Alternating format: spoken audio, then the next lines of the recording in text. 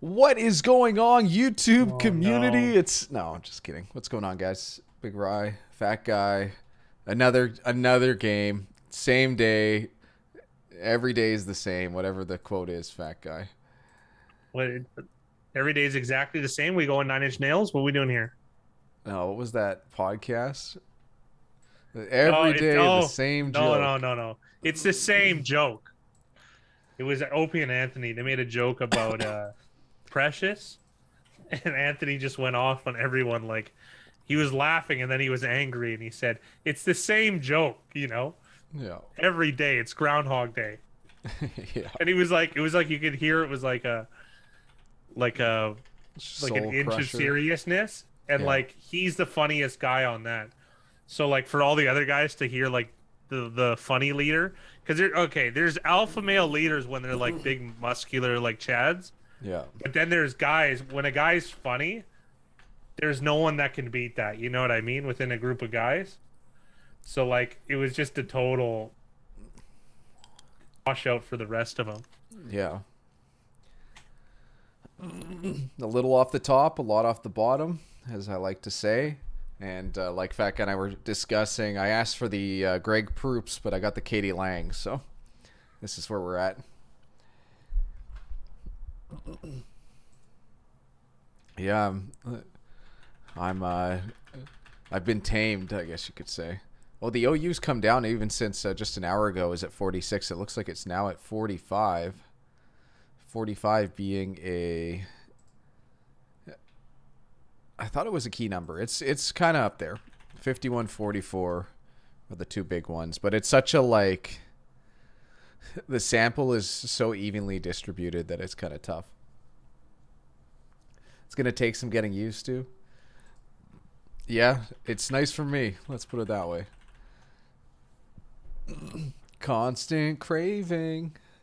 Is that That's the not the same? tune at all. I will. That's probably a good thing. Isn't that the same joke you just made? Just yeah, I said constant cravings. Constant. She looks So like a penguin. I thought, how do they even know her? You guys are all Americans. How do you guys even know her? Katie Lang's big in the South. I don't think she is. I'm gonna be real here. She's a good singer. There's no doubting that.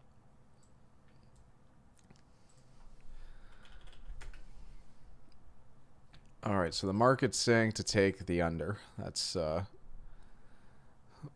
also saying to take Dallas money line, but at minus 279, I don't think that's really worth it. Cowboys up to 6.5 after not having McCarthy. So just like Mickey predicted, they should be 7-point favorites without McCarthy. You have Zeke and Amari in fantasy tonight. Well, that's probably not good that I'm contemplating taking the under.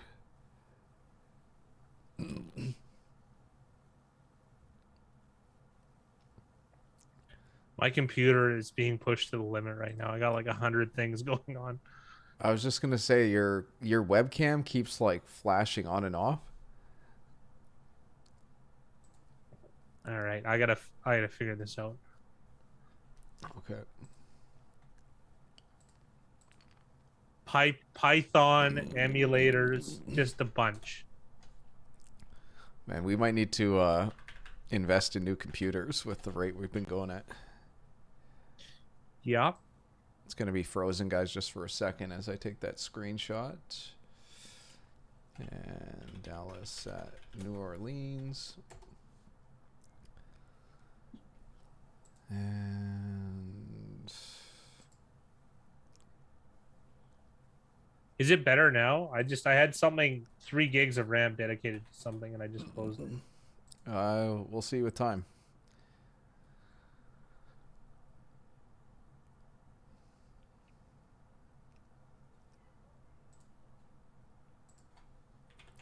Already at week 13 for the NFL season. The season flies by, man. I love the NFL season. I really do.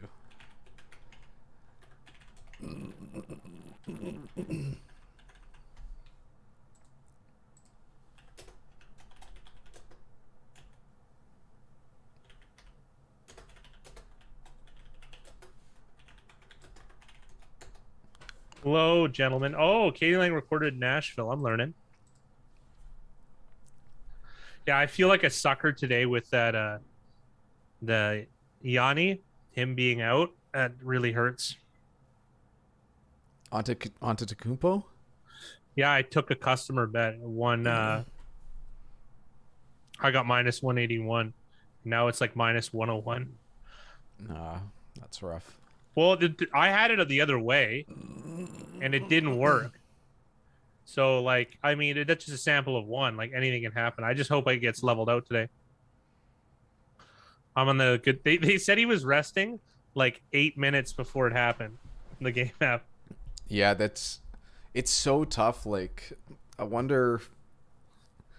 Could Like, you it'd be. blind bet dogs like that don't have big stars? Like, are there even teams like that? Orlando. I think I think you can, but I'm just trying to think like how often does it happen, and then what's the corresponding line move like? Because there's got to be some sort of like every X amount of games or every day. Like you could probably figure out what each coach does for each player. Like I doubt that Yeah, and Giannis like shows up that minutes. day and then goes, you know what? I don't feel like playing tonight. Like I don't think that's how. Like No. I have a feeling it's pretty cold calculated what they're doing. So I'm sure you could figure it out. And Mickey, I have no problem with that. I'm like gritting my teeth making this play, but I just made it anyways. It's more of like an entertainment play, if anything. Probably not a lot of Ugh. value, which I know Fat Ugh. Guy hates. Ugh. And Ugh. then Tony said, "Wow, you cute your hair, man. Fat Guy, you're getting a lot of compliments today." What? Yeah. He'll Yes, I catch. am. He'll catch up. Oh, Big Rye got shorn. That's such my favorite word. Austin Powers. Here we go.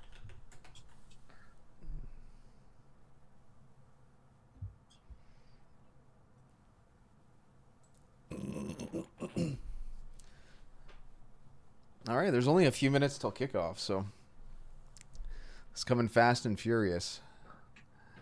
What's the closing line? I have Dallas -6 at even. It's currently Dallas -6.5, -112. So it's like just I've done edging very well then. towards 7 with bad juice or good juice, depending on how you want to look at it. And you've done extremely well. That's a nice line to have. Yeah. It's kind of like the only game I did like a betting experiment with a friend. He wanted me to show him some stuff. So the only game we didn't get closing value was because the Aaron Rodgers COVID, like all the receivers on Green Bay, and they covered, and then we lost 7 in a row. We got like at least one key point of or point and a half of closing line value. So it just anything can happen, really. It's That was annoying. yeah. It's just like even like a game at 3, right? It's like 7% difference. Like over the long term, it's always going to pay off, but it's just Nice it line, sucks Mickey. short term.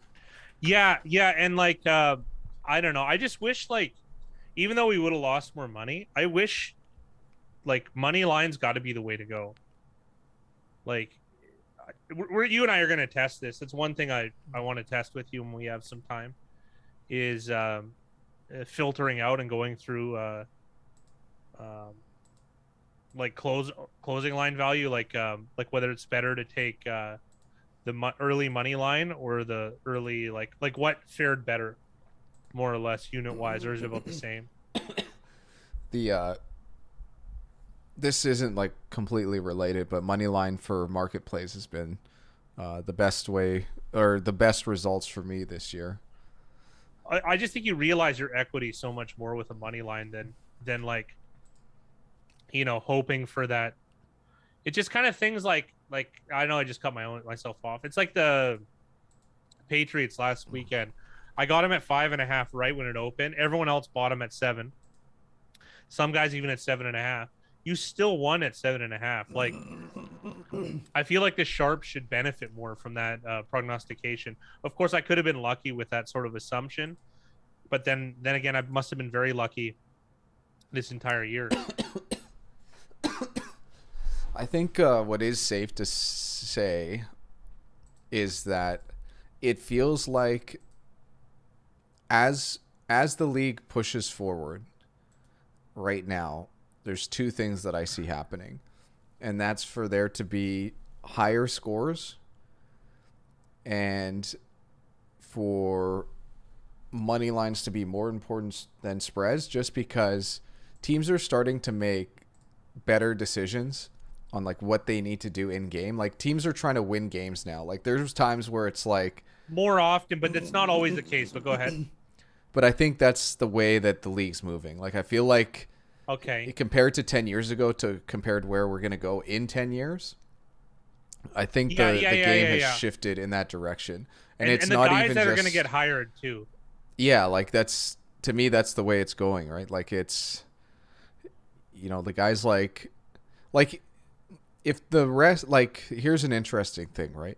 Because Belichick has a pretty good advantage as far as like pre-game strategies. Like pre-game and all that stuff. In game, you and I disagree with some of the stuff that he does, especially like his you know, I think I know you hate fantasy, but this is a good indicator. Like Nick Folk has like 30% more points than like the next fantasy kicker, and a lot of that is because of how the Patriots play and the decision making, because they just want to put up points pretty much every drive. They don't really care about scoring touchdowns as much as some other teams. But he's my kicker in all the fantasy leagues I'm in, including Big Ryan. Oh, I didn't get him in Big Ryan, the fat guy. In every other fantasy league I'm in, because I looked at the fourth down decision making, and that's how I made my choice. It did take to like week 4, but that's actually a relevant comment what you just said. It makes sense.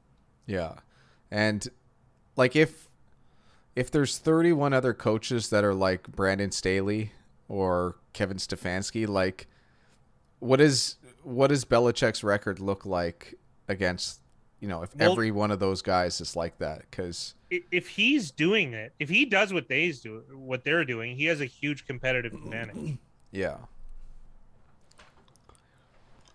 I feel like he still has a competitive advantage, but like how much is the in-game stuff that we see compared to like the every single down stuff that every player is doing? Like it's a very interesting thing to think about, right? Because a fourth down decision, it's easy for us to be like, oh, that was dumb, or, you know, that was a good move, or analytically speaking, this was good or bad. Whereas like all the minute things that are going on the field, like as far as coverages and pass rush, all that stuff, like it's very hard for us to quantify like how much of a difference that makes. Sure, but I think that ends up blind, like, you know, to quote Nate Silver's book, it kind of cuts off the signal and adds a lot of noise, right? Like it's kind of like here, I remember playing poker when I was this is after I lost all my money, so I think 22, and we used to play with like the younger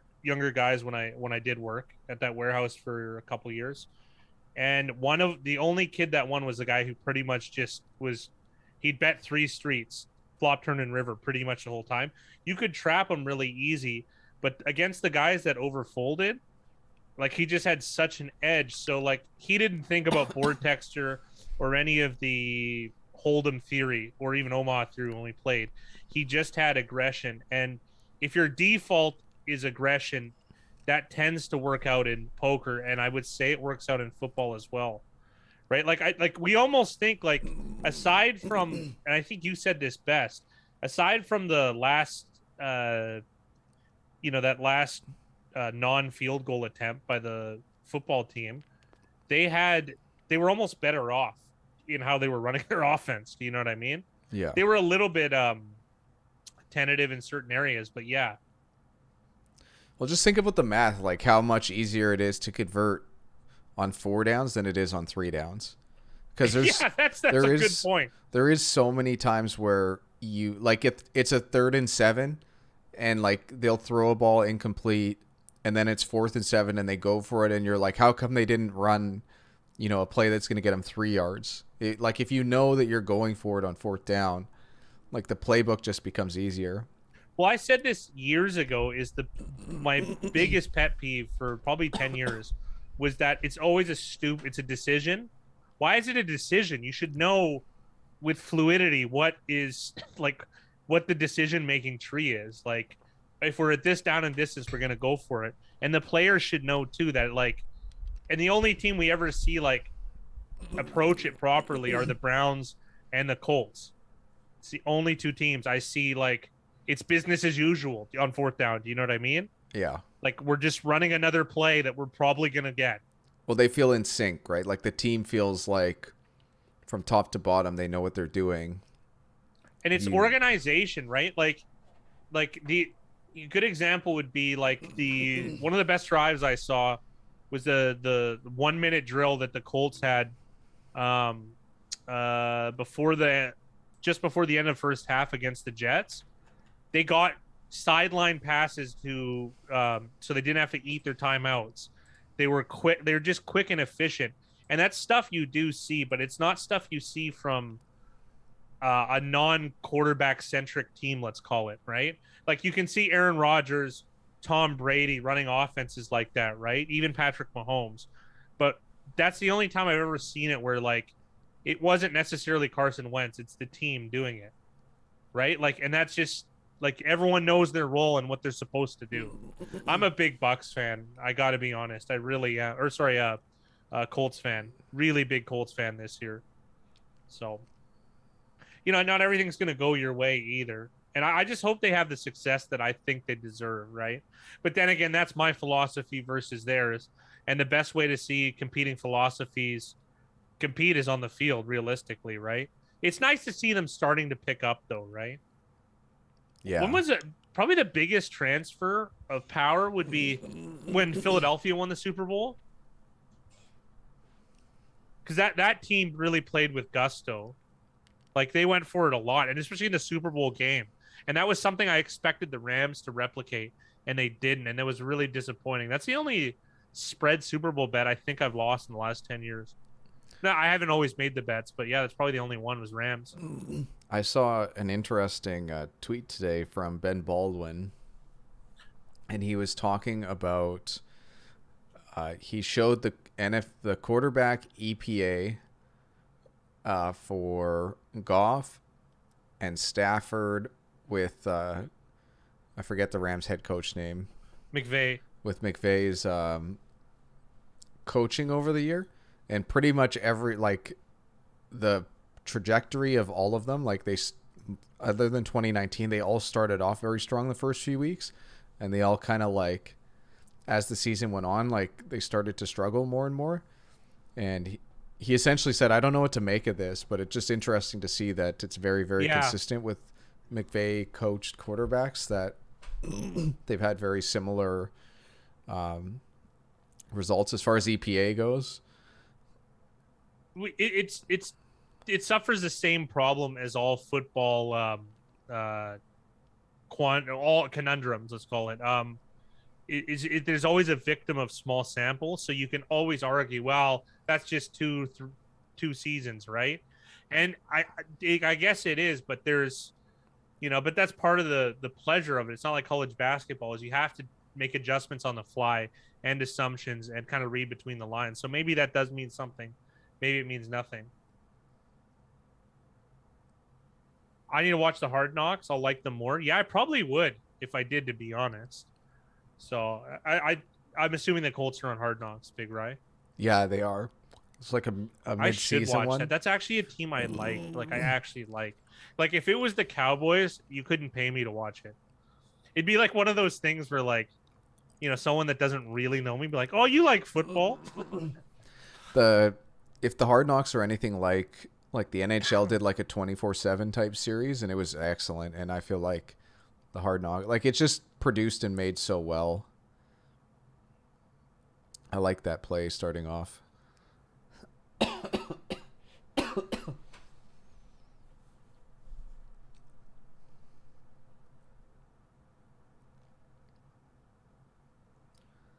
So is this Taysom Hill's first like official start this year?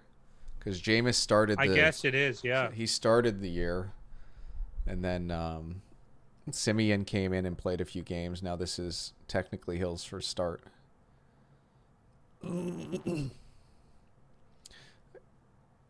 pretty fortunate there. And it looks like DeMarcus Lawrence is back. I think he had pressure there on that rollout.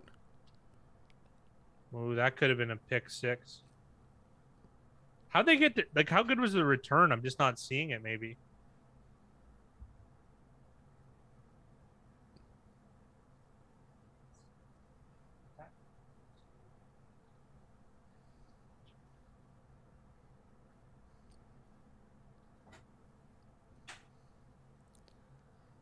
I'm trying to see where Parsons lined up. I don't actually see where he is. Oh, he came from like an inside linebacker position. Is that Ingram? Ingram's back playing? Yeah. Yeah, he's wearing number 14 for some reason. Dude, he got lit up on that play.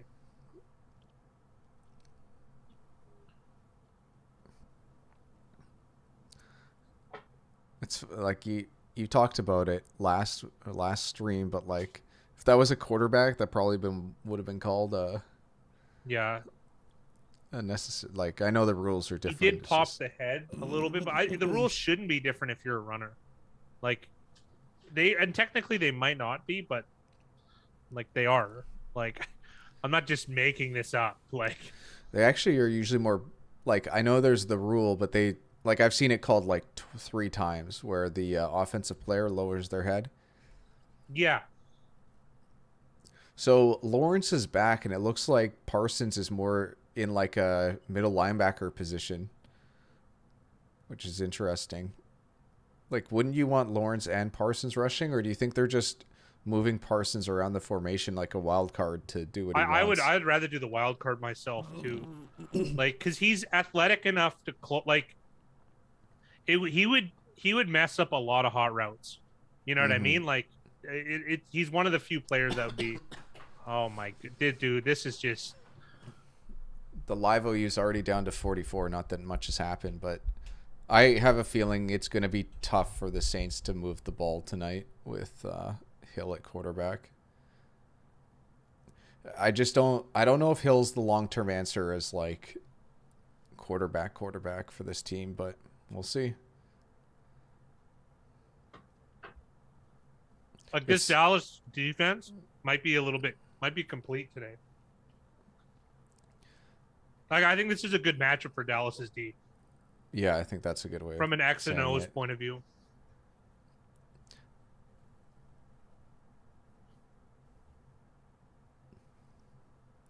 Yeah, like it's also unfair because the Saints are missing quite a few starters on offense. I think they're missing 3 starting linemen. They're missing it. I saw a tweet saying they're missing all these starters. Like I actually don't know who it is. Like Kamara's not playing. They said wide receiver 1, but I'm like, are they counting Michael Thomas as the wide receiver 1? And if not, then like who's the other receiver out? Not that it makes a huge difference. I couldn't even tell you who has the most receiving yards as far as the receivers go on the Saints. On the team? That's a good question. Well, don't tell me.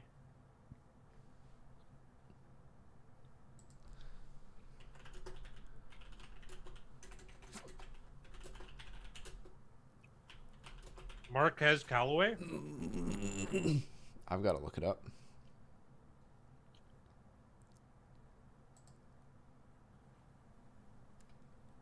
Because my guess would be Kamara has the most receiving yards. And I'm wrong. It's we're both wrong. Deontay Harris. Callaway second. I couldn't come up with that name. That was my other guess. Kamara's missed too much time.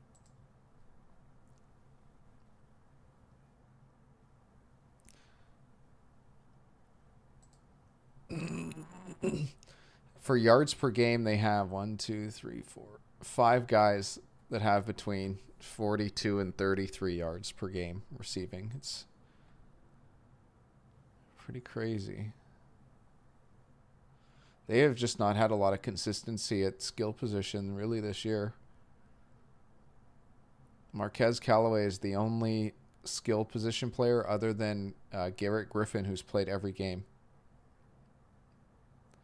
That's quite the stat. Like, but you and I talk about like there's not a huge importance on skill position players, but it's got to be tough not being able to have Yeah. like consistency at least at those positions. What's going on, Jake? I'm not sure which part you're talking about, Mickey, but we were just saying like who's the leading receiver, like wide receiver on the Saints, and it's Deontay Harris as far as yards go. Nice defense there on the first play.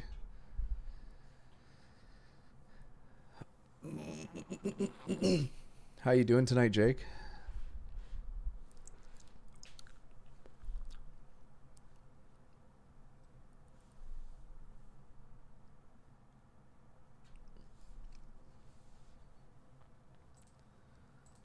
To me, the Saints defense is the key to tonight's game. It's their best chance.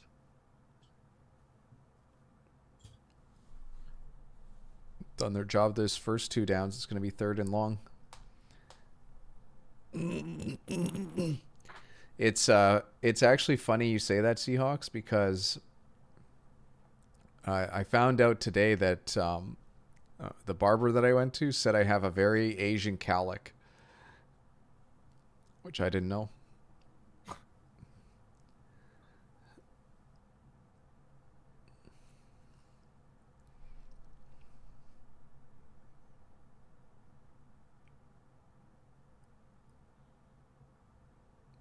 Three and out. Jake says that Marquez Callaway is the nicest guy. I met him several times when I worked at UT and he played there. Glad to see him making it in the NFL. Oh, That's a super cool story. I know that they talked up Callaway like he was going to be the guy this year.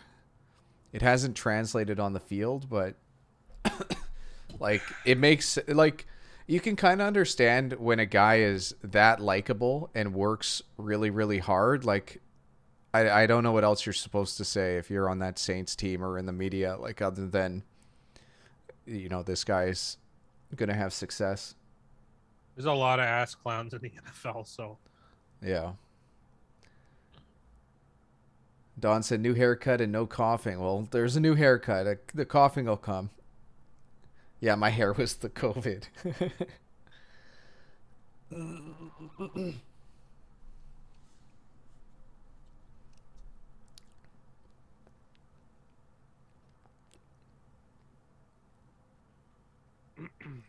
So Goodwin wasn't even forced out. He ran out on his own.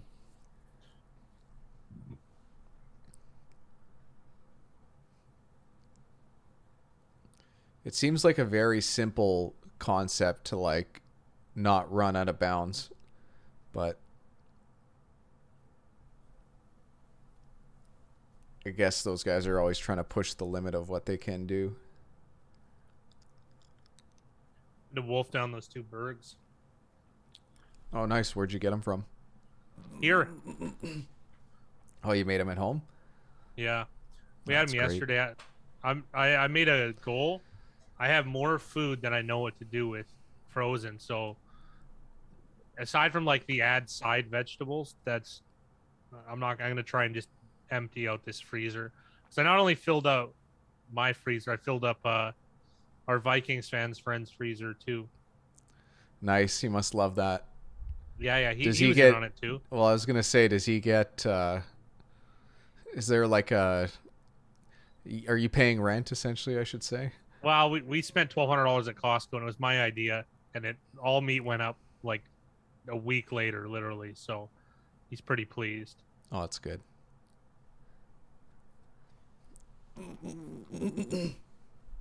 Dude, this guy, wow. Is that Harris? Looks like it.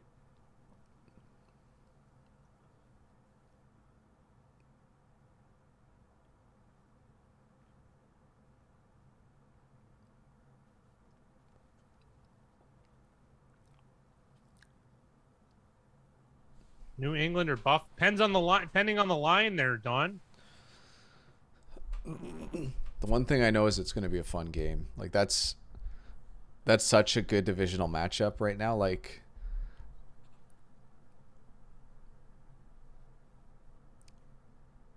I and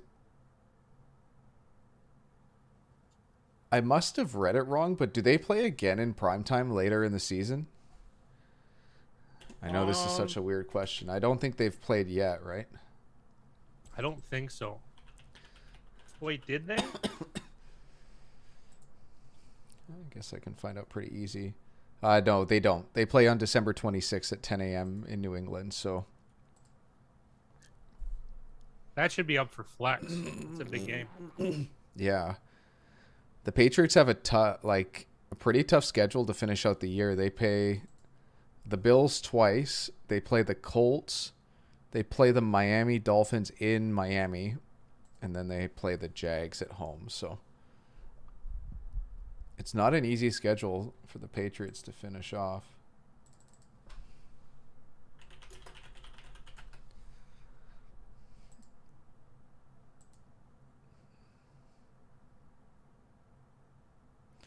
Even the Dolphins are like technically still in the race. They're only 3 wins behind.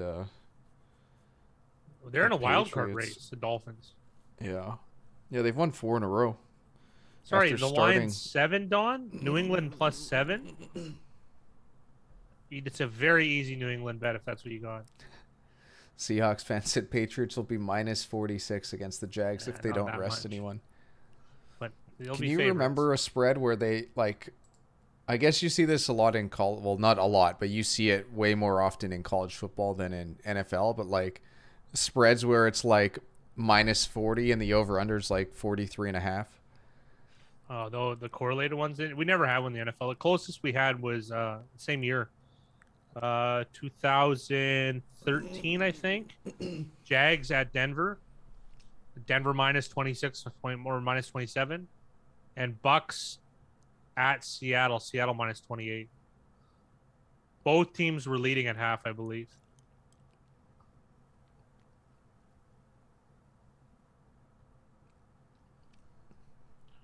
Again, that's my Rolodex. Who knows how accurate it is? They're not that good lately. Yeah, like a Seahawks fan, I know you're kind of tongue in cheek by saying that, but like, would a Pats Jags game OU even be 46? It might be like spot on. I would think it would be lower. 43 would be my number.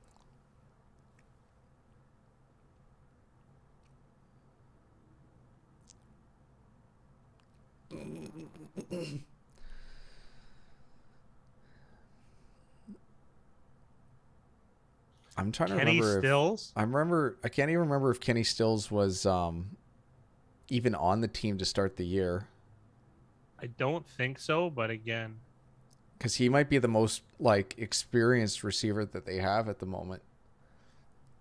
what's Kenny Stills' career? He started New Orleans, right? And then what do we got? Miami and Houston. I feel like we're missing a team. I like Seahawks fan. I think it's the last thing. It's minus 11.5, but yeah, that's about right. You're spot on. That's his whole career, or all the teams he's played for.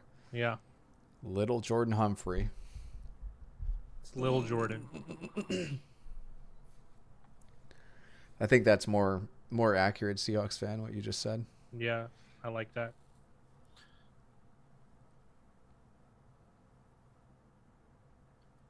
That was a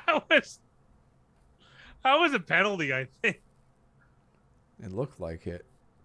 We always hear about Maybe like, not. the pick play. I don't I'd have know. to see it again. It just looks strange from. It looked fast on that last one.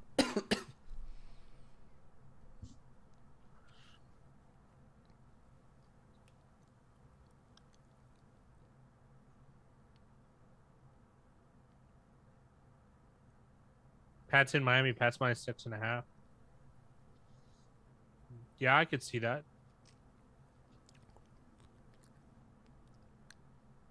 Yeah, I'd say 6, but either way, like I think 6, it's a little 6.5. lower. I think 5.5 is good, but like I'm okay. Like We're you all could argue splitting 6.5, hairs. and I'm not gonna say no.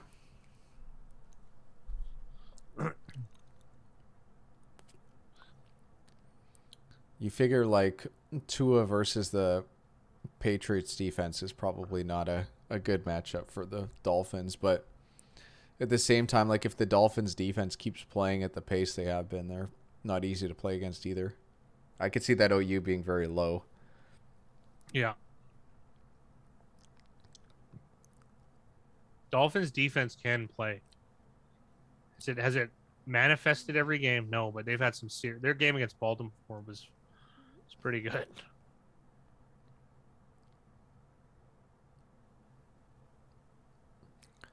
It's weird to see Brown not take a penalty on a shot like that. Yeah, I know. I was holding my breath too. It looked like they were thinking about. Yeah, they looked like they were thinking about going for it. 4th and 8. I can't blame them for this look. Like that's the guy you want. Yeah. Against the guy you want, pretty much. So they decided to attempt a long field goal here. It's going to be 56 yards from the looks of it.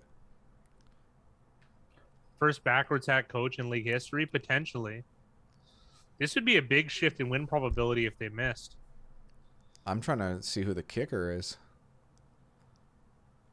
Garrett Hartley. Oh, not even close. Dude, that ball boy caught that like. I thought he was like, going to take it to the house. Dude, it was so nonchalant.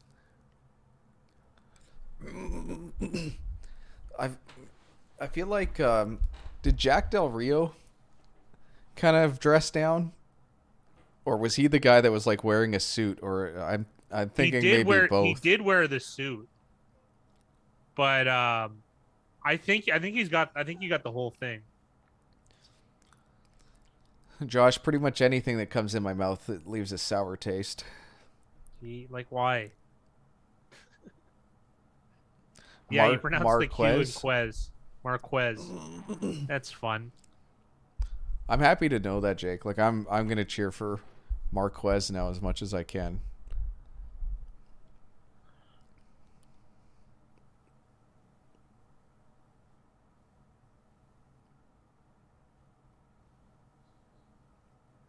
I haven't met too many professional athletes that were like actively playing. You know what I mean? Trying to think the last big one. Oh yeah, Brett Lowry, and he was probably the biggest jerk I've met in a really long time. So up until that time. It's funny you say that because that might be the last guy I ran into too. Really? Yeah, I'm trying to think, and that might be it. I didn't even know who he was, so it didn't really. Yeah. I didn't really know either. And then my friend was bartending, and Brett Lowry had a $900 bill, and he gave him a $10 tip. It's like it's like crazy. My friend's like really, really, really good. Like really good. So, well, it wasn't like it was bad service. It was just the guy. Man. Interesting. Mind you, that's not bad tippers and athletes. That goes hand in hand. Scottie Pippen, very famous for that. I ran into Scottie Pippen at the golf course once. That was interesting. I wasn't playing. Really? I wasn't playing, and I was a kid. But were you going to one of those tournaments, or you just happened to be at a golf course? No. We were. I was with my family on vacation, and we just happened to visit a golf course to like look at the pro shop or something. And Scottie Pippen was there. Wow. He was returning the cart, and like I was a kid, so I didn't know any better. So I just went like, "Hey, Scotty," and he was super nice. He said hi and just kept walking. Really? Yeah, because I was like a pretty big basketball fan growing up. Wow, that's pretty cool. And like, that's the one thing too. Like an NBA player, very easy to recognize. Like, especially a guy of his stature, like Scottie Pippen. Yeah, and he's like what 6'7". He probably wouldn't be huge, right? I think he's big. He's like 6'8", 6'9". Let's see what the height of Scottie Pippen is. You shot a 79. It's not bad. Last Saturday, what was the course like? It would have been really damp, wouldn't it have been? I'm not sure where Riverway is. It's probably one of the few golf courses I can't think of. I'm not much of a golfer, clearly. Scottie Pippen, 6'8". But the thing that my dad said is that Scottie Pippen came from like where you return the golf carts. So my dad was like, "Who's Scottie Pippen playing golf with?" Where he's the guy returning the That's a card at good the end of the point. round. So, I might have missed an even bigger star. Let's put it that Yeah. way. Well, we can guess who. I don't think they were friends though. Him and Jordan, Yeah, I don't think they were friends off the court though. probably not.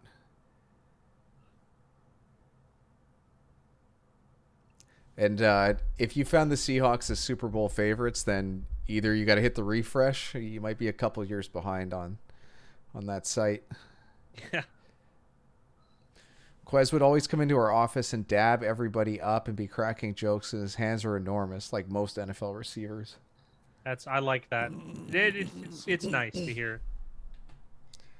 And 79 at Riverway sounds really good. I'm guessing it's a par, like a par 72 type of thing. It's not like a mini golf course, right?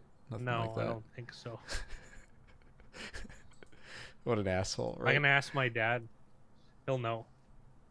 I've got it Oh, up here. 79? That's a good score. Yeah, that is a good score. It is. And then, like watching MJ, like MJ just bet on golf so much. Like the guy's got to be okay. Yeah. The thing is, though, like, here's a good example. The last time I golfed was like 8 years ago, and I'm so bad that it gives like that's being nice, like rude to bad, like grouping me in that category. But I won a fortune because I was really good at negotiating, like per hole. I'm like, yeah, you got to spot me 4 strokes on this hole, right? And they would do it, right? Oh, at least they went for it on 4th. I don't know why they're passing it though. That was a quick to the line. Yeah, and he's not shitting on the players after too, which is good.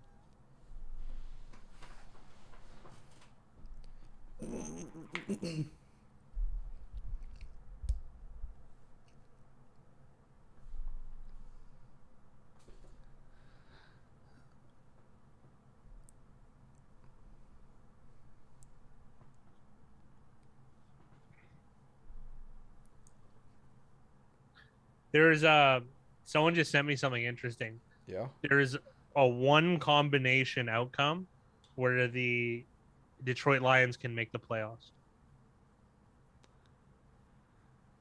That's pretty Hey, interesting, isn't it? I don't want to go out on the edge, but I don't like their chances. Yeah, yeah. I saw even like last week. I saw there was a scenario where it's like they pretty much listed off like the bottom 5 teams and said they could all make the playoffs. Like if the perfect amount of things are going. There's a lot of like before and after Dan Campbell memes of when he accepted the job to now. Oh yeah, I saw that too. Yeah, I could totally empathize with that.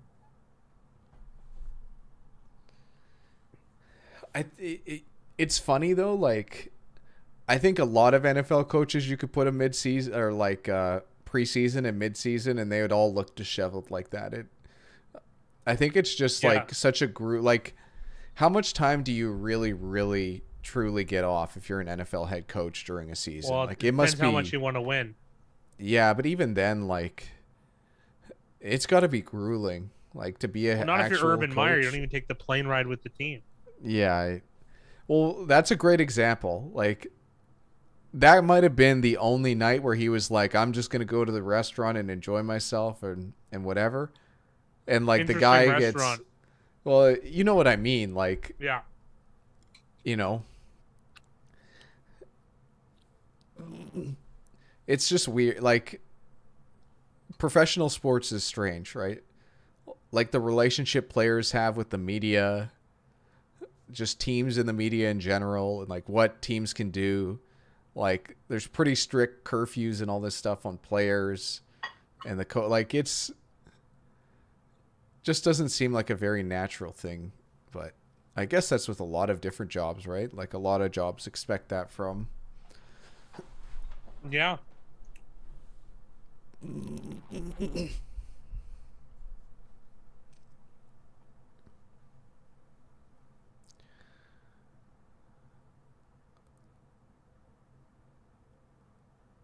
I highly doubt. You know what? If Prescott had like half a second more to think about it, he could have just laid that up like a rainbow to Lamb to run under. But it didn't quite work out. What a block by Mark Ingram. And it doesn't even matter. That was a nice defense by I was gonna call him Chabuddy Brown, but I know it's not Chabuddy. It's Anthony Brown. Man, I was way off. Isn't there a guy that's named like Chudsy Brown or something like that? Oh, yeah. I don't know. We don't have it, but I know what you're talking about. At least they did their homework. They're picking on the right guy. Yeah.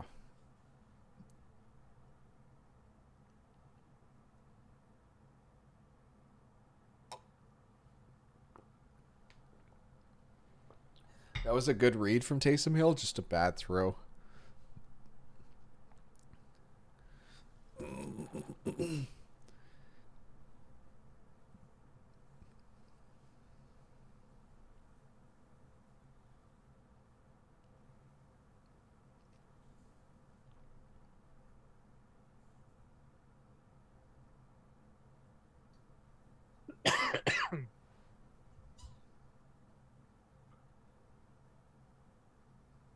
Are these replacement players? Some of them, yeah. It's not Joe. I know. I'm just thinking of what was the movie? The replacements. That's probably it. There's like Look how he's carrying the ball. Oh, that's why that throw was off. I'm guessing that was the last throw, because the read was good, but I couldn't tell if it was the throw or if it was Callaway that just overran. Either way, they just weren't on the same page, but that makes way more sense if he got his arm got hit on the play.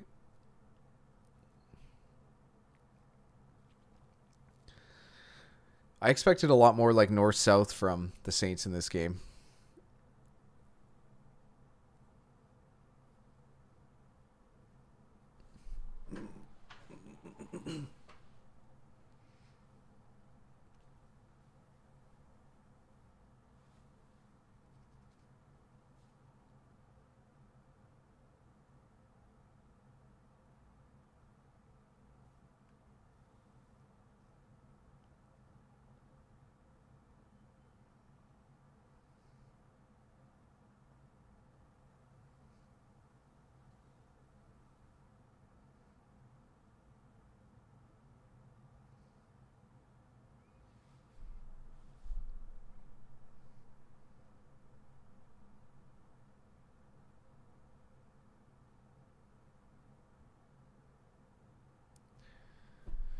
Wow.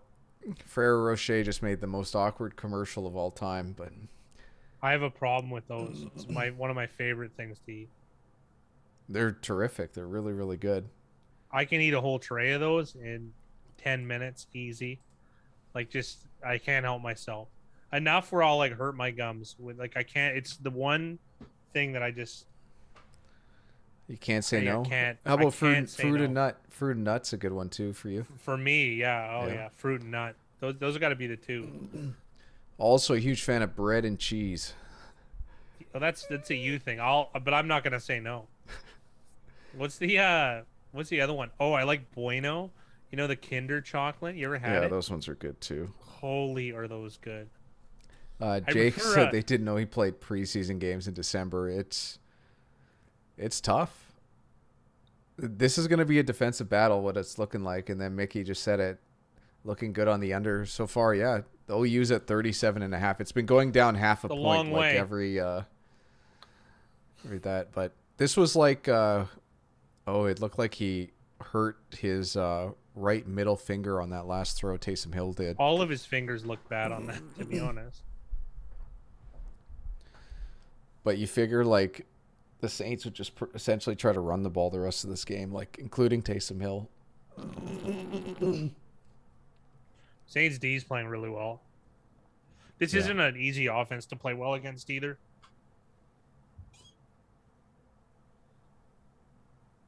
Is Cooper back? Cooper's back in, right? I think he's supposed to be back. I think, yeah, that's him at the bottom. At least it looks like his body. But I looked like I saw a glimpse of 19. Ian Book time? I got to find out. I don't actually know who Ian Book is. So. Oh, I'm guessing, was he one of these guys from the replacements? No. He's an actual No, the quarterback was Shane Falco. So he's a 4th-round pick from this year on the Saints. So I don't know, maybe. But Simeon's still healthy. Like, I feel like Simeon's going to play. I don't know enough about Ian Book to say for sure. It did sound made up. It did. I had to look it up.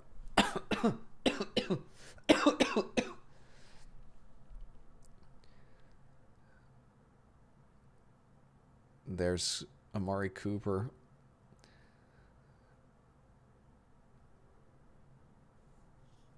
Dude, that pass was awesome. Oh, that almost went to the house. That was really close to going to the house. I thought he might. He would have had to hit like a second gear there, but that corner. He just had to dodge. He had to do a high step or a spin. It's so hard to do. He might have got caught by that other guy in pursuit. But man, that was really nice from Dak Prescott. Oh man. That's the stuff you pay for when you have a good quarterback. Yeah. Mud brings up a good point. Like, if they did bench Simeon, they should give What's the difference? Ian I Book a chance. 100% agree.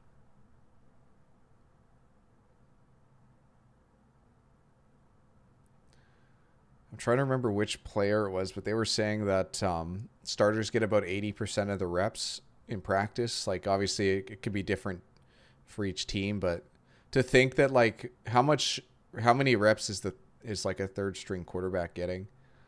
And then that brings up a good point. Like, if you're going to draft a quarterback in the 4th round, like, how much practice time is he actually getting? Like, what do they do at practice? All of that stuff, yeah.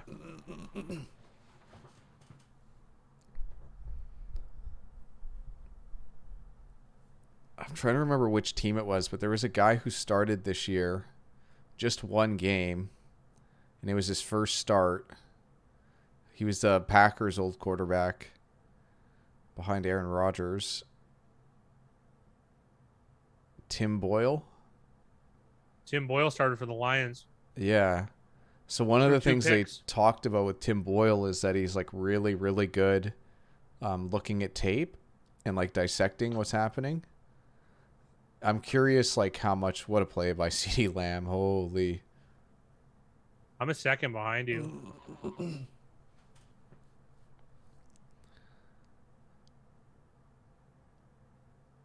Wow. Has he been the best receiver from that draft or Justin Jefferson? Yeah, I think it's pretty safe to say Jefferson. Hey, who was drafted first? Henry Ruggs. Didn't quite work out. It's an understatement there, Big Rye. Maybe now, Mad Capper, that's possible, right? Just because of the experience, but you want to play Lawrence, like. What a catch by Gallup.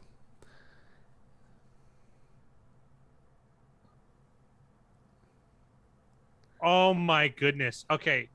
So here's a rant, the same one we always do. Look how hard it is to do a corner fade. Like, that is, if that's not spectacular, I don't know what is. I always felt that Gallup was the best receiver on this team. It looks great after that. But that's like, whoa, man, that's good. But look how hard it is to have success on a corner fade. How many receivers can do that in the NFL? Even the NFL? 25? You know? Like, it's just crazy. Justin Jefferson has got like a huge gap between him and CeeDee Lamb as far as like Like he's got 2,400 yards compared to Lamb's 1,600 and Lamb's second. Yeah. Claypool, T. Higgins, Darnell Mooney, Michael Pittman, Brandon Ayuk, Jerry Jeudy, and Laviska Shenault Jr., all the receivers with 1,000+ yards. In 2 seasons, right? Yeah, like in their season and a half. It's sample. been anywhere between 21 and 27 games for all those guys. Jefferson hasn't missed a game, but he's been much better. Much more successful. I don't know about better. You can't always judge success in yards. Well, he's got the most catches, yards, and touchdowns, so that's pretty good to be leading every single one of those categories. And then the best running back out of that draft was drafted in the second round, Jonathan Taylor, or at least the most productive. Who's it? Josh Jacobs is the only first-round running back, right? Clyde Edwards-Helaire. Right. I think that's it, really. I'm just looking at running backs.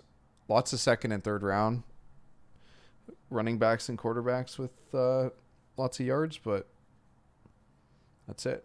It's Jonathan Taylor, Antonio Gibson, Clyde Edwards-Helaire, DeAndre Swift, Jalen Hurts, J.K. Dobbins, A.J. Dillon, Zach Moss, Cam Akers, who was hurt. Jalen Hurts? Yeah, Jalen Hurts. I guess to a point, you're not wrong. Well, he's fifth in rushing yards in that draft class. So. Yeah. And then Herbert and Burrow, I think there's a pretty clear gap between those two guys. And then Hurts, I'd say, has probably been the third best. And then Tua's last as far as guys that have played any serious time. It's tough. Like, Tua came off that injury and then it's been injury. But games played is the most important stat for any of these guys.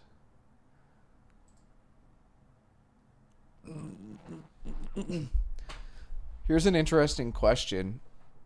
What type of season do you guys think Trevor Lawrence is having if he got drafted by the Patriots instead of Mac Jones?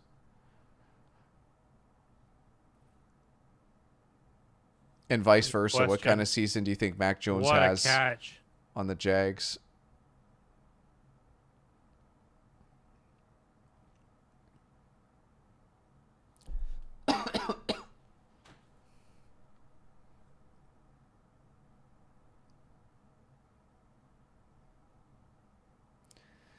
Like what Fierce said, Justin Jefferson is by far better than CeeDee Lamb. Dude has Cousins as his quarterback, LOL. Oh, there's nothing wrong with Cousins. Cousins has played pretty well. Yeah, like, come on now. 23 touchdowns, 3 interceptions. But Cousins is Cousins has just become kind of like a meme.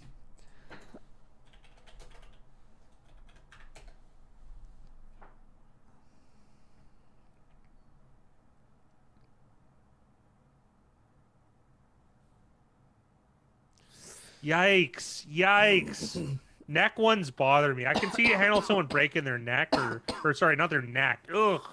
Their arm or finger or the leg, but not a neck. Yikes.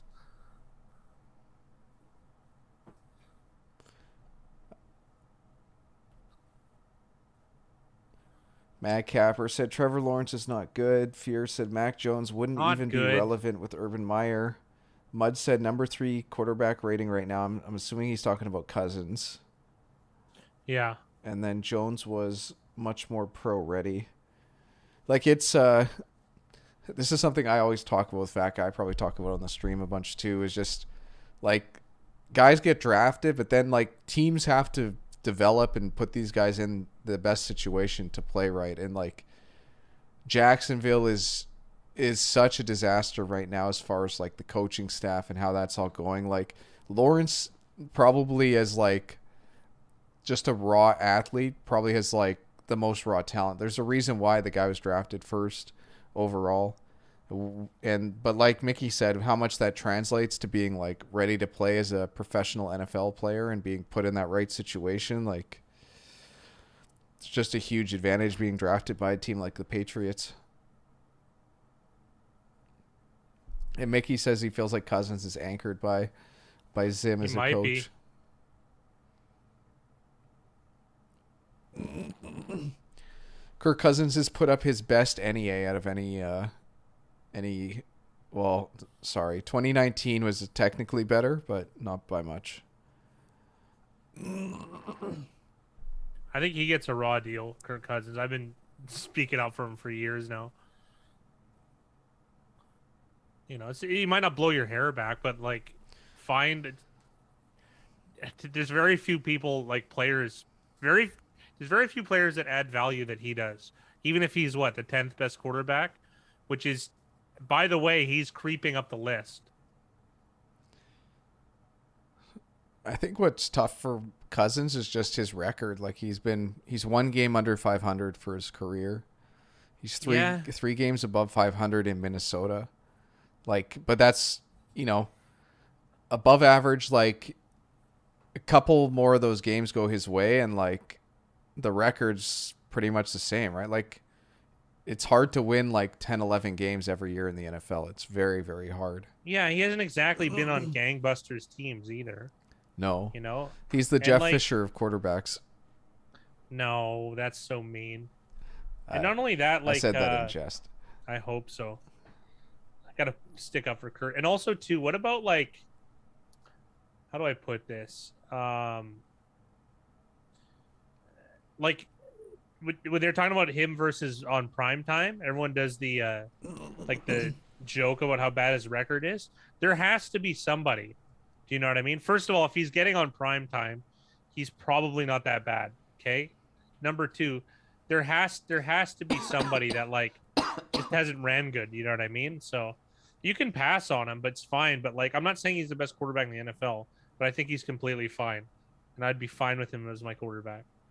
Obviously, I'd love to have Aaron Rodgers or whoever, right? Or there's Patrick quite a few Mahomes. teams that Cousins could step on as their quarterback and help them a lot. Cleveland there Browns. Really is. Cleveland Browns is one of them. I'd say the gap between him and Mayfield is. It's considerable now. Maybe like.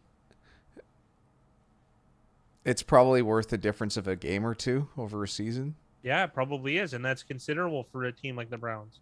Yeah. The Browns are close, man. That roster's pretty good. Well, Indy's kind of the same way. Like, would you rather have Wentz or Cousins?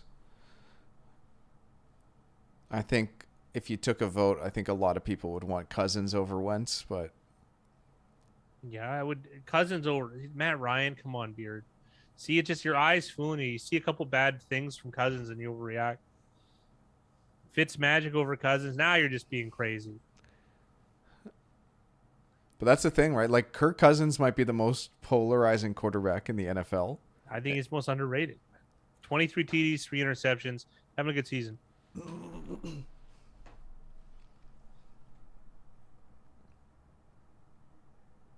That was awesome from Lawrence.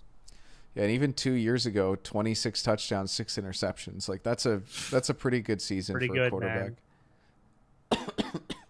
And it's like Mickey said, like how much of that is Zimmer keeping the reins on him? Like,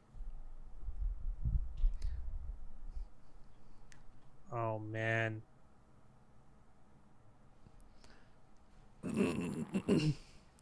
Last year, Cousins had 35 touchdowns, but they only went 7-9.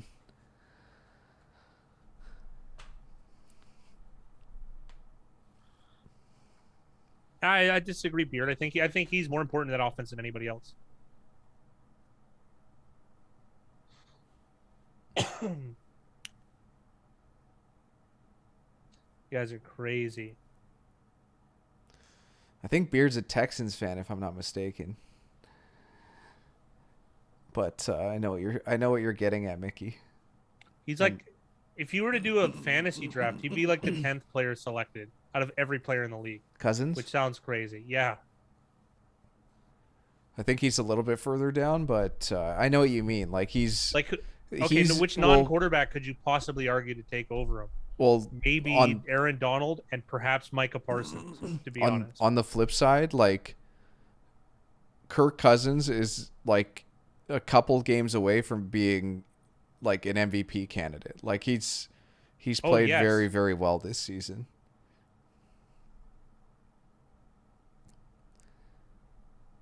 But that's the thing, right? Like, not everyone likes him. I'm trying to think like a quarterback that's like for me it's Joe Derek Flacco Carr. was like that back then.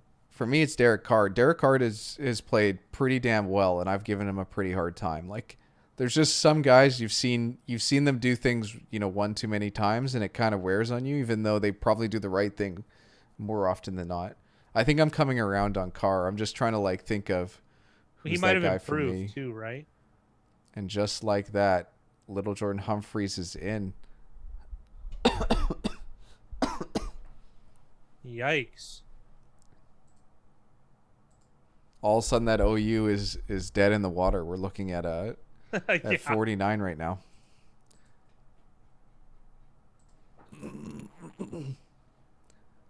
The one thing I'd say, fat guy, against the like if Cousins selected 10th is like he's getting on the older side. He's 33. Yeah, that's your argument, realistically. That's the only thing for me that I'm worried about. Because like in a fantasy draft like that, like would you rather have him or would you rather have Trevor Lawrence? Trevor Lawrence, I guess. You're just Just gambling. because, Yeah. just because I of guess the maybe like maybe the to age put, thing like, makes a single difference. season. Single Yeah, maybe season, the single guy's season. top 10. Like it's just probably how it goes. Like, let's take a look.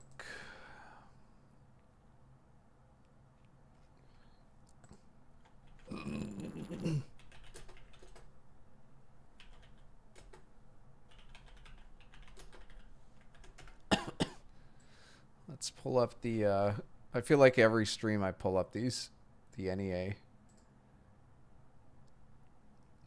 Stafford, Murray, Kirk Cousins is third as far as NEA goes this season. And Mickey Hill said Gruden resurrected Carr. Like, I know Gruden just got like completely blackballed, but if you could bring in Gruden as your quarterback coach, I think that's a home run. Like, he really did. Why would he want anything to do with the league? That's the only thing. But yeah, you're talking hypothetically. Yeah, like I think it might be very like he could be very, very, very underrated as a quarterback coach. I like this question from Josh Allen. What do you think, Big Rye? I have to look at the like. Are they the same record wise or? No, they're one game behind, I think. So the Cardinals or the Packers haven't had their bye yet. So the Cardinals just need one more loss and then they're on the same footing. Have they played each other? Like who gets the tiebreaker for Arizona, Green Bay? Green Bay beat them on the road. Handed them their first loss. I'd say there's probably a slight edge to like Cardinals obviously have the edge because they have a half game up, but I think if the Packers have the tiebreaker, it's pretty, it's like what in the high 30% that they probably pass them. I think it's even higher. I think there's Arizona is more likely to be careful with their players this season, which is gonna generate a lot more close situations. Let's call it. Zona's in a tougher division too. That's a great point. Cardinals play the Bears, Rams, Lions, Colts, Cowboys, Seahawks. So the Bears, Lions, Seahawks, like they have 3 games that are, they're going to be decent favorites. And then they have 3 games where they're going to be slight favorites, maybe in all 3 of those. Like it's going to be tough. Whereas let's take a look at the Packers. The Packers have a tough finish too. They play the Bears, Ravens, Browns, Packers, Lions. So it's neither team has like an overly easy schedule. Seeding means the world. You get a bye. Yeah, the first week bye is a big deal. A huge deal. Huge. And you get home until the Super Bowl.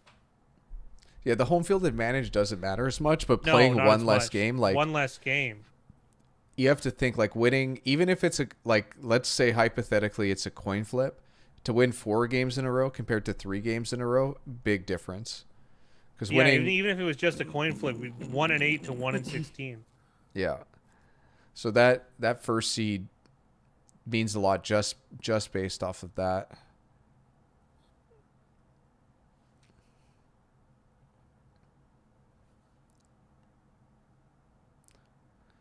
Mickey said Zona Z's been outstanding. I feel like the Packers defense has been pretty good too, though. Yeah, it has. Like it's those teams, both those teams are going to be really good, and I hope they get to play each other in the playoffs.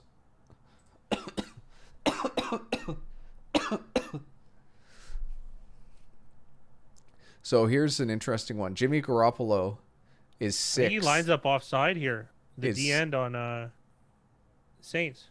Here's an interesting one because I know a lot of people are low on Cousins, but here's another guy. Jimmy Garoppolo is ranked 6th on NEA. Would you guys rather have Cousins or Garoppolo?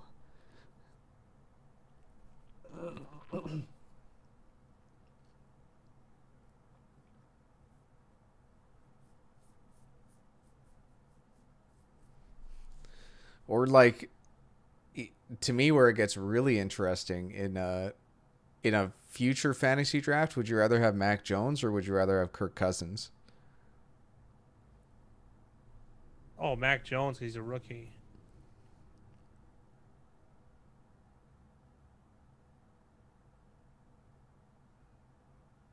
If it was to win a game today, which guy would you rather have?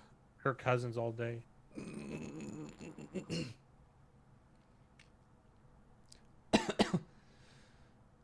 The king of the Patriots said he'd rather have Mac Jones.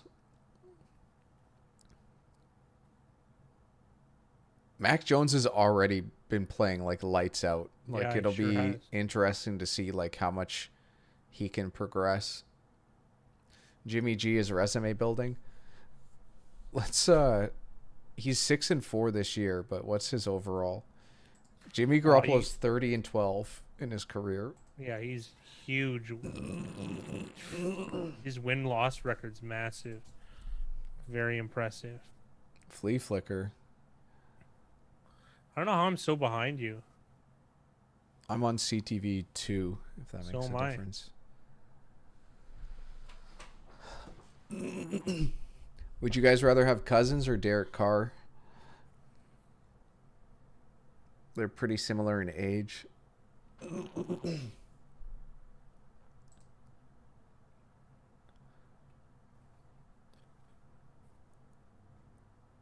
It's always interesting to list guys by their age. Like 33-year-olds, there's Case Keenum, Ryan Tannehill, Russell Wilson, Kirk Cousins, Matthew Stafford.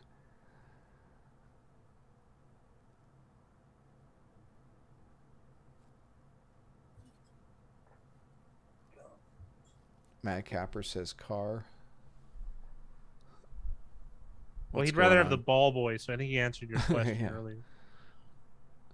But these are like, as far as analytically go, these are pretty close comparisons, right? Like it's amazing that the like analytically speaking, like guys can be very, very, very close, but then like I'm victim of this too. Like I would much prefer to have this guy over that guy. Like Josh Allen's 11th, Mahomes is 15th. Like I think you'd be hard pressed to find guys that would rather have Cousins Yeah, but than it's those over. two. It's 10 games though, right? Like we're looking at it as a career as a canon.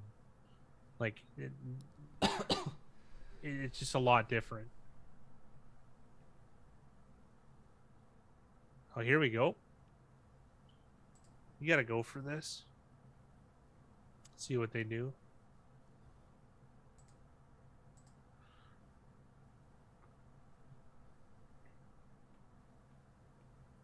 How long's this field goal?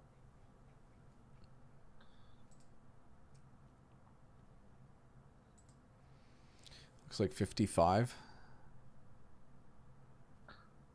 Well, there's no fair, Beard. You're allowed your own opinion. That's the beauty of these things, and the betting marketplace settles these opinions.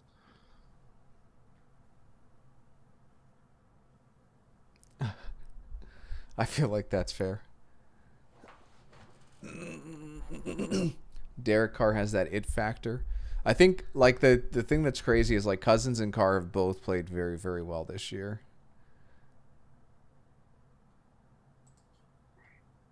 I think quarterback play in general has been pretty strong this year.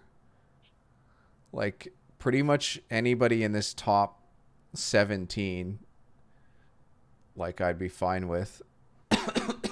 Actually, Jameis Winston is an interesting one. I know his year got cut short. He got hurt. It's unfortunate. But even like Mayfield, Tua, Taylor Heineke, all above Lamar Jackson. And then Jalen Hurts. Matt Ryan, 25th. Roethlisberger, 24th. Tannehill, 27th. Then there's no one too surprising at the bottom.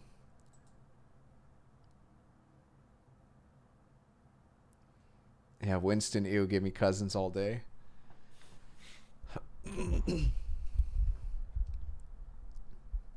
The one thing that's like that really stands out looking at all these guys is Cousins like touchdown to interception ratio is very, very good. Like even Brady's thrown 9 interceptions this year. Winston There's some and various Russell Wilson, interceptions though, but yeah. there is, but like 3 compared to pretty much everyone else at the top has like 9 or they've missed games. Garoppolo has 6, Rodgers has 4. But like Stafford has 9. Kyler Murray, 17 touchdowns to 7 interceptions. He's almost thrown 1 interception per game.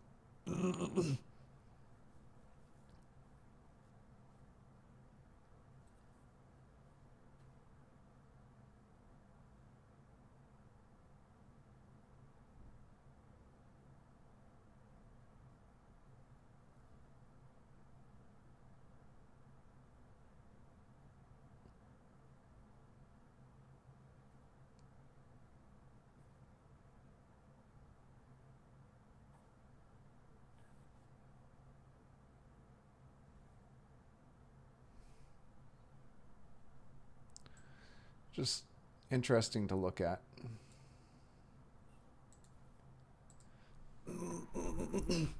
Live I'll use at 48. Cowboys minus 6.5, and they're minus 308 on the money line currently.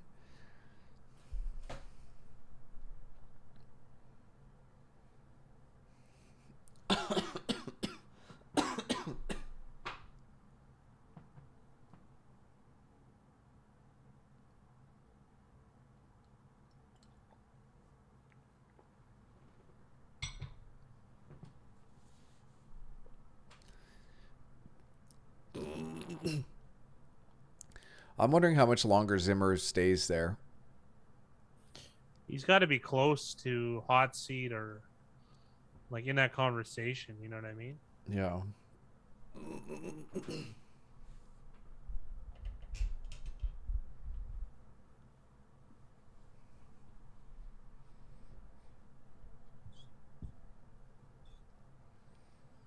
Time of possession has been pretty even. I think the Saints started with the ball. I don't know.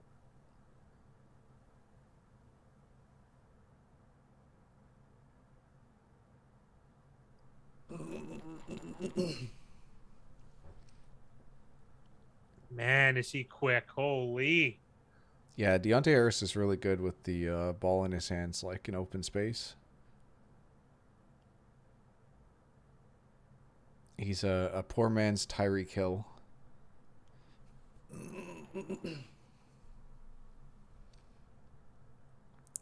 Zimmer needs to go to Dallas, get rid of McCarthy already. I'm not a big McCarthy fan, but Fat Guy put it good last week. He's like, McCarthy's in the running for Coach of the Year this year with... Not anymore, but he was. I don't like him, but Belichick's a heavy favorite now. Not a heavy favorite. What am I saying? Belichick has the best chance.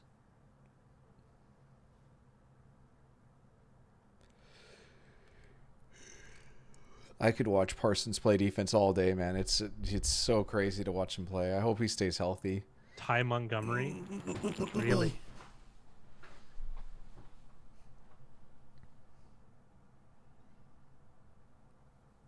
It's a tough down and distance for the Saints.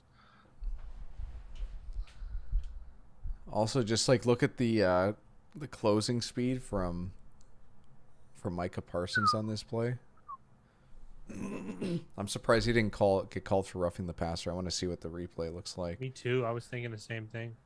It's funny because it's like almost a benefit because he can get there a little bit quicker, I feel like, than other guys. You can get that hit in sooner, so you can get away with more. Oh.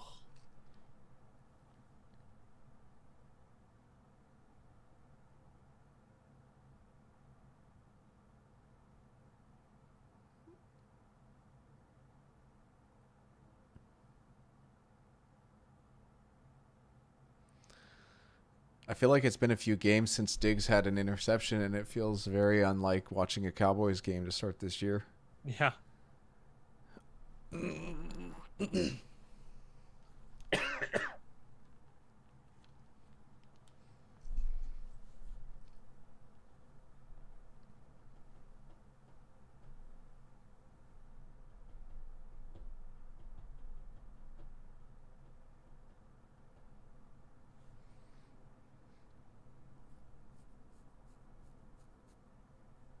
That was a weird commercial. I don't think I've ever danced to get on an airplane, but maybe I've just been living my life wrong this entire time. I was just gonna say Big Rye. You've had more plane rides than me, I think. You should be more accustomed. It sounded like a euphemism. Yeah. Or cacophonism, depending on how you're looking at it, right? Yeah. Big into cacophony. Yeah.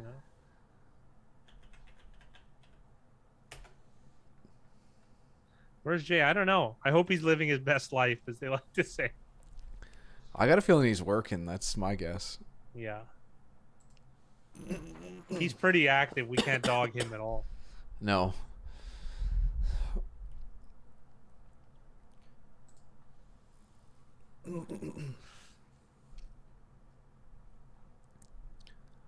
But I think that who did he start? The Colts defense last week in fantasy against the Bucks. Yeah, we grilled him on that pretty hard. Yeah. I think I think that might have cost him a playoff spot. I think Dylan had good percentage chance to make the playoffs now.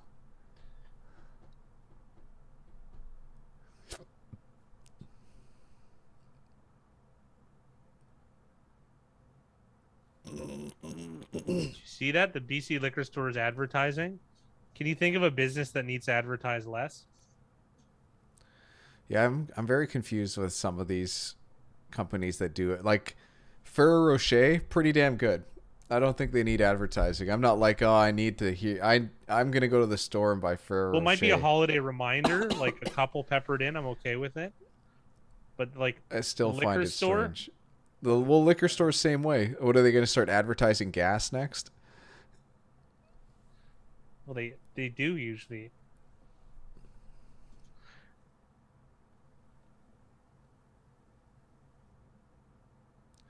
Man, I thought I thought that throw was in trouble when Prescott took the pressure. I'm just surprised they left in 2 extra guys to block. Yeah, that pressure, it was a good job by the Saints. The pressure threw off the timing on that throw and not able to be on the same page between Michael Gallup and Dak Prescott. Well, he had to throw it a little earlier. Well, exactly. Like the timing got thrown off, and yeah.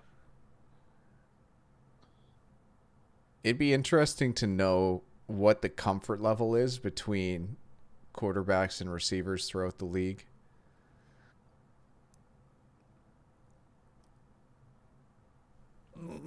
Like, think about how much chemistry like a duo like Rodgers and Devontae Adams have. Pretty good. Trying to think, is there better compatibility right now? Well, like Brady and That Gronk. Jarwin or Schultz? It's Schultz. not Schultz because It is I'm Schultz. actually. Is it? I thought That's what it they said said. 88, but apparently they don't have 88 CD Lamb, so I was reading that number wrong. So it's probably 86, which is Dalton Schultz.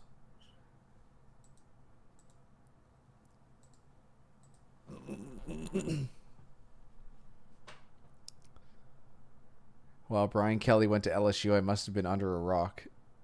And Marcus Freeman is in as head coach for N.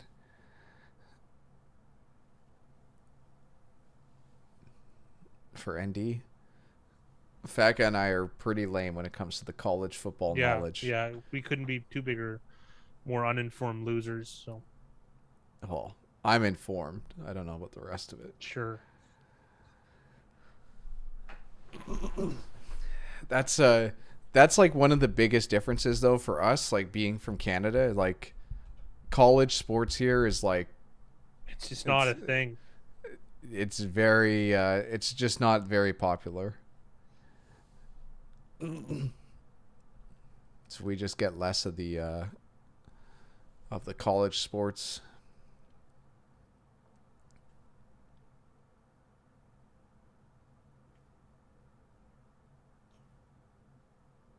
Corner blitz. Elliott picks it up and they still get the sack. What a play by the Saints defense. How are They've you this far ahead of me? Holy. Wow. I'm gonna switch feeds. See, you're on CTV too? yeah.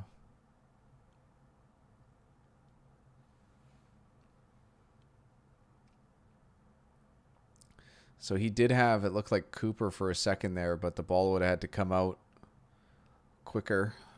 He must have been looking at a different read at that time.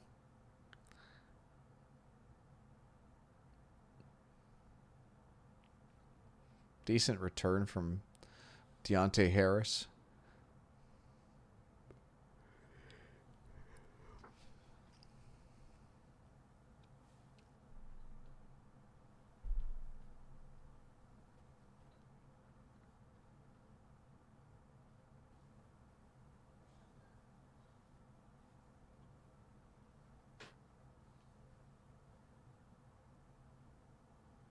Yeah, fear. It's like it's so much of it is dependent on the Saints defense tonight. Like if like Saints defense don't come to play, like this could be a rout, but they've come to play, so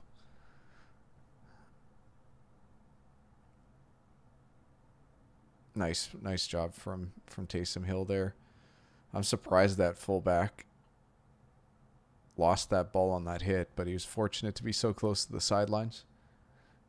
Brown left a nice one on him.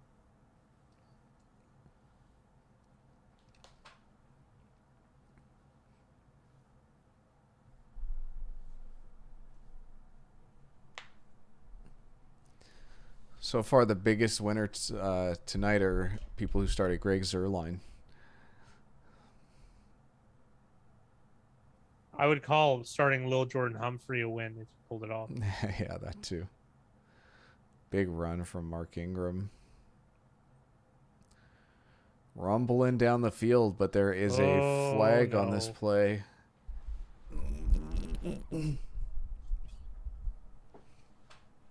Ah. That's very unfortunate. Looks like it's on Nick Vanette.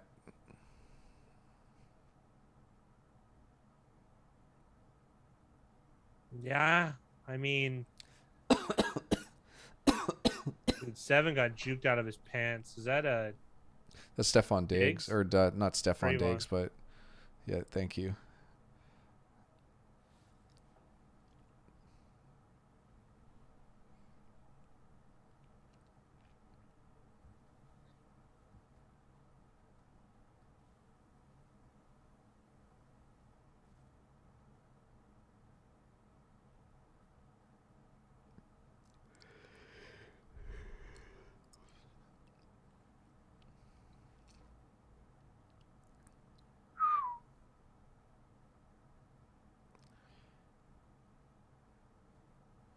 I feel like a lot of those like the 7-step drop type plays where there's like that big play like, where they're trying to set up like some big pass down the field. It's not a good idea.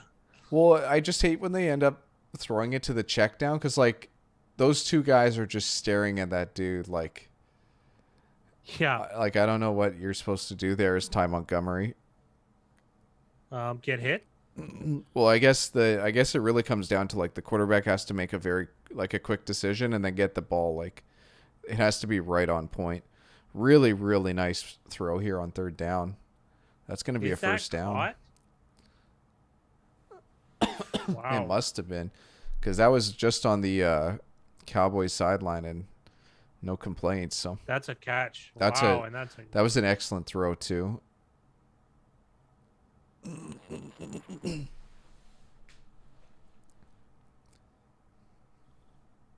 Good defense from Diggs as well. It was just a really well executed play by the Saints. Yeah. They've got Deontay Harris in motion at the bottom. Here we go. We get another play here. I hate that Vander Esch, like when a player's got his back to you like that, you should just be full force downfield trying to ruin his day. You can't. You can't. They don't let you do that anymore. It's what we want. Well, I'm not talking about what we want. Like he put his heels in the ground, like waiting for him to turn there. Yeah. I hate that stuff. Like especially when the guy's not looking downfield. It's just like you can't kill the guy anymore. Like you have to wrap him, right? Like it's going to be a 15-yard penalty. It's the reality of it. You and I want the Jonathan Abram like come clean that guy's clock, but it's just not. Well, I don't even care about the cleaning the clock. Like I just want the guy to be going downfield. Another huge play here on 2nd and 10. Nick Vanette making up for that earlier hold. Yeah, we need some murders on the field. I hate linebackers that try to like read and react after, which Vander Esch did on this play too, and he gets eaten up by both blocks, and Nick Vanette picks up, 20 plus yards.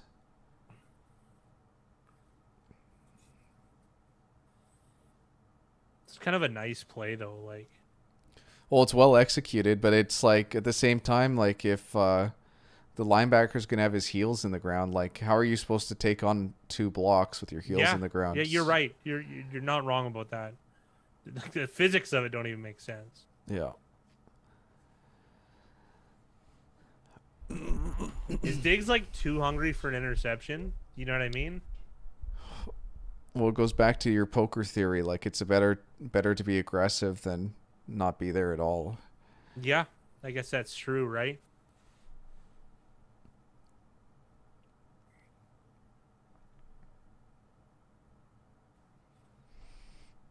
And if I was coaching the Dallas defense, like I'd want them to be as aggressive as they can on these guys, because like it's not like Taysom Hill got it done on that 3rd down, but I don't expect Taysom Hill to low percentage play, to drop in. Oh man, did Curse get his feet in? It looks like it. I don't think so.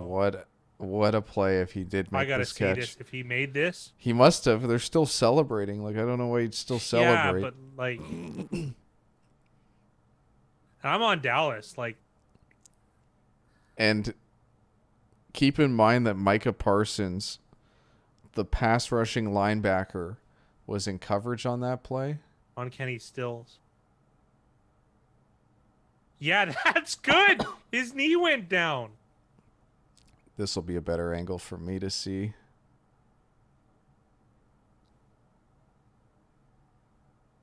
Man, they're so... No. I don't know if I can look at his elbow. I don't know if I should look at his knee. I don't know if I should look at his foot. I need this to be like freeze framed. Because he catches it. One foot's down. The other foot's down. What a play. Holy. That's so crazy. I flip-flopped 3 times on that. Well, holy smokes. He managed to drag that left toe before his left forearm comes down. Unreal. That's one of the best interceptions of the year. Fear said, I was looking at the 80s football highlights recently. dude, the punishment the quarterbacks took was insane. Do you think any of the quarterbacks nowadays could hang? Like Roethlisberger could hang. Roethlisberger has hung. Roethlisberger's got hit as bad as those guys did, Yeah. and I for think longer. I think Josh Allen, like obviously, like I'm just picking on like the bigger guys. Yeah. It'd be really hard for guys like Russell Wilson and like Drew Brees, like the smaller Wilson guys. would be able to evade that. Like the athletes back then weren't the same as now. It is, but like the thing is it just takes like one of those hits to really. Well, you like, get Robert Griffin the third. Yeah. You know, and that hit, I remember sending it to you a few weeks ago. Like, yeah, it didn't look like anything, but then when you put in a context, like, you got fully hit by a 325-pound man. Yeah. Like, it's not a joke. Like, that's you're hurt. Well, I always like to think about how much you weigh now and like the weight difference. Like if you got hit by a guy that was 80 pounds heavier than you or whatever the weight difference is. There's no like, one in the NFL had 80 pounds heavier than me. But, I wouldn't want to get hit by Hallowy Knot, I'll tell you that much. Yeah.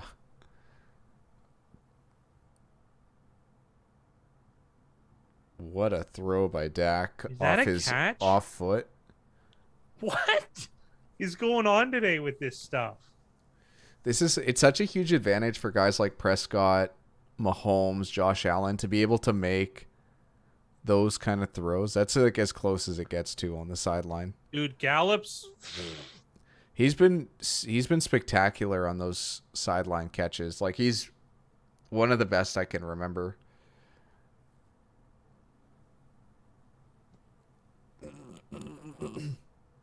That was a beautiful catch. Beautiful. It takes me a while here. Phonetics isn't my thing. Fat guy could take it easy. not anymore, man.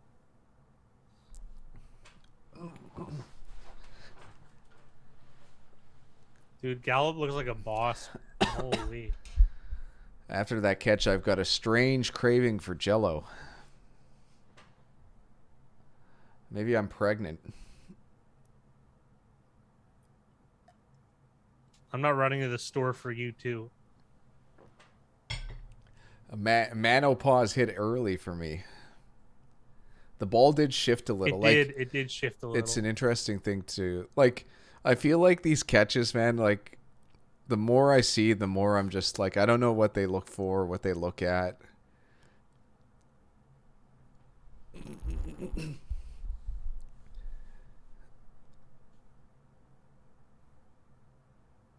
Like, I feel like when guys fall out of bounds like that, if the ball doesn't hit the ground and it shifts, I feel like they just give it to the receiver. I swear it depends on what time in the game it is. If they're down and driving, then it's always a catch. Like, I feel like it's what we feel like, at least. And that's another thing to consider when like thinking about OUs moving forward. I bet so many unders this year, and you know, like that's just how we're gonna be with contrarian style. But there's so many things going towards favoring overs. Oh, what was the game where there was like 10 flags in a row on the? Was it a Dallas game? Dallas Raiders? I don't think it was that one. There was. Someone's got to know in the chat. It might have been. I just remember it being like Brown got like 3 or 4 PI calls, I feel like, in one game. Oh, was yeah, that there the was Raiders that. game? Yeah, that was. It was him versus what, Deshaun Jackson? Is that who he kept picking up? Yeah. Or was it was it a Rams game? No, I don't think it was a Rams. I don't think it was a Rams game either. The Lions were third in like.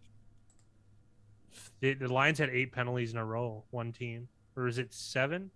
Something like that, and 4 of them were offensive line penalties, or 5 maybe. Mickey will remember better than me. It was really pathetic.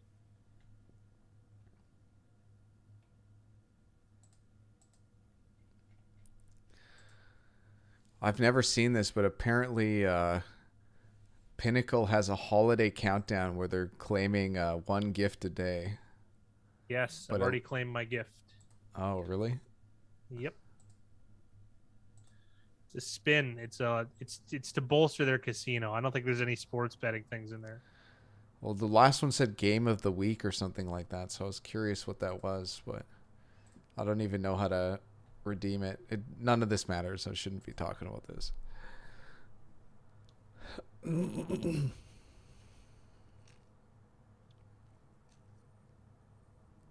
Schultz with the catch. Schultz is back. Yeah, that's good to see. He looked like he was in some discomfort there.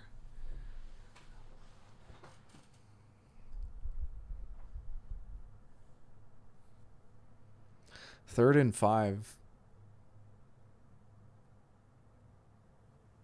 This is kind of a key play here because it really dictates possessions here at the end of half. Man coverage with a corner on Elliott, it looked like. What a throw. Holy. Lamb didn't even have leverage there, and he still made the play. Why is he holding the ball like that? That was crazy, like you said, but... The receiver or the corner pretty much ran the route for him and couldn't make the play. Did he hit him on the hands? Like in stride?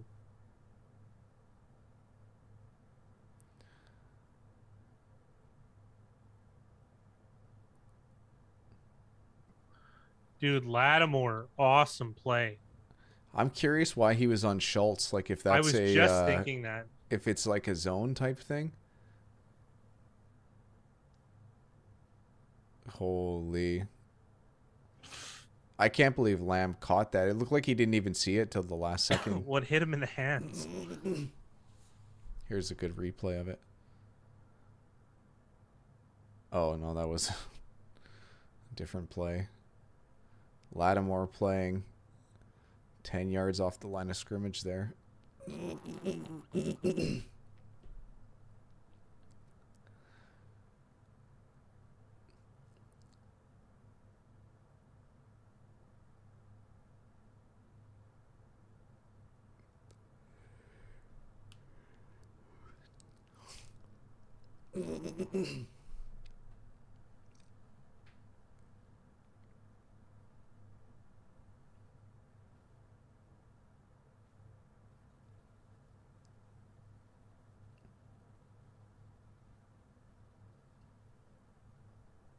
Big tackle there.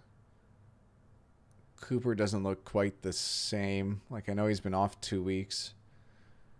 It sounded like when he was out with his illness that the illness actually affected him.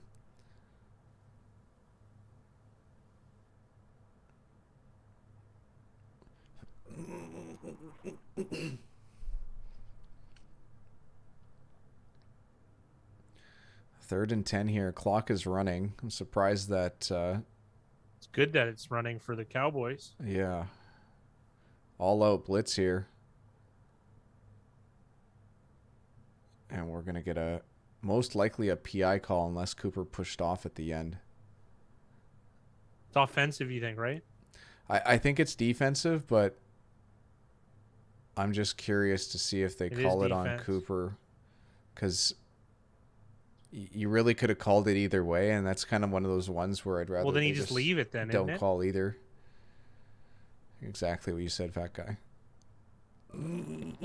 But this puts the Cowboys into field goal range, and they still have all 3 timeouts. Well, you can really make an attempt for... You have 3 timeouts. You can make an attempt for the end zone for sure, like many attempts, actually. We're going to see their first timeout here.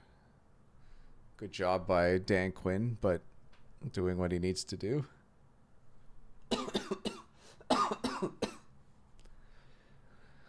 Dan Quinn actually has quite a lot of experience coaching these 2-minute drills because Matt Ryan's been such a good 2-minute drill quarterback in his career.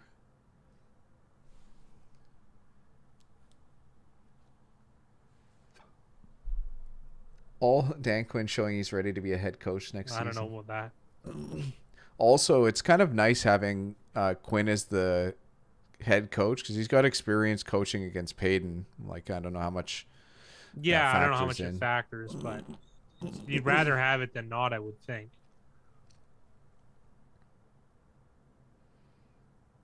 Good job by Pollard getting out of bounds. That was really aware. I like it. I don't really know what the point of that throw is, though. Well, it's kind of nothing's there. You drop it off. They pick Just up throw a it yard. behind Pollard, then throw it over his head. Oh, they still have picked up 2 yards on it. You think that much? I think it was at the line, but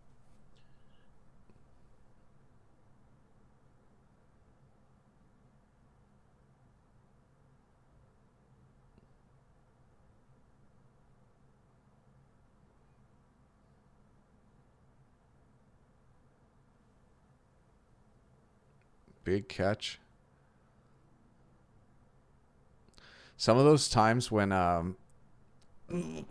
like he made it out of bounds, but when the defender pushes the offensive player back, sometimes they keep the clock moving because of I forget what the term is called.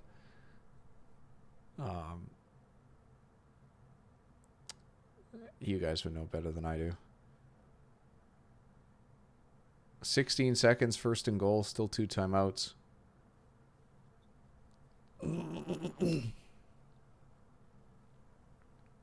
Two timeouts too.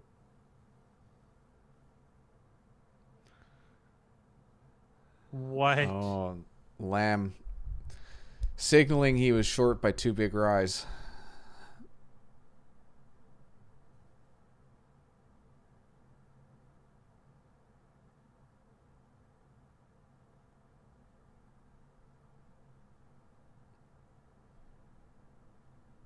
Forward progress. Thank you, Josh.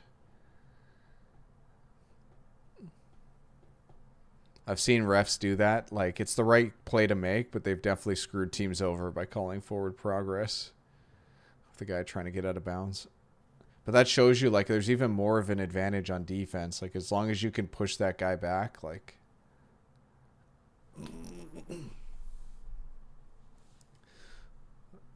Looked like a hold there on Tyron Smith. They got called for it. Oh, they did? Yeah. Oh, okay.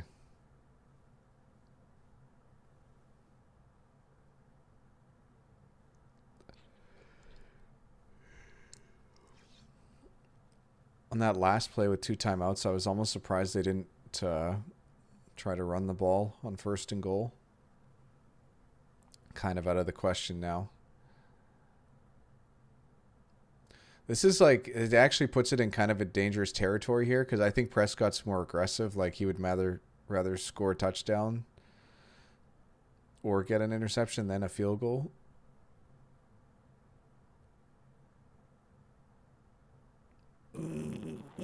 Now that's field goal time. Wouldn't Elliott? I guess he's not. It's too little time. There's 3 or 4 seconds. Elliott probably should have tried to go for it. Yeah. That's one of those ones where you really don't have much of a choice. Like, if Prescott... It's one of those ones where it's like you should just throw it out the back of the end zone and maybe you get, like, 6 seconds left on the clock and you could try one more play, but... Yeah. Either way, still a small win. They get to at least attempt a field goal. It looks like it's good.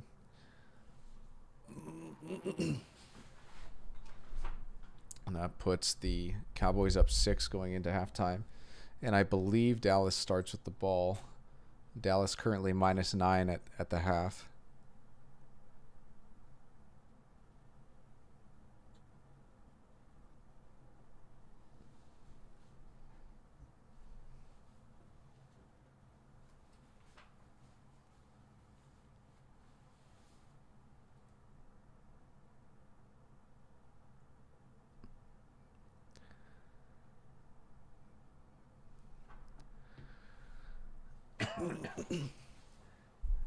I've got a little bit of a funny story.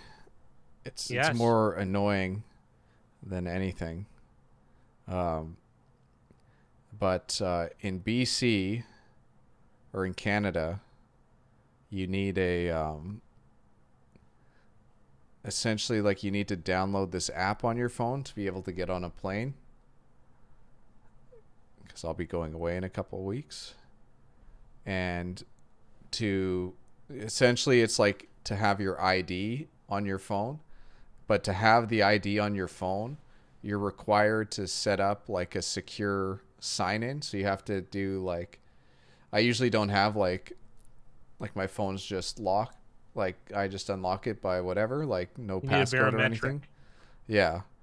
So I needed to set up a passcode or like a touch ID.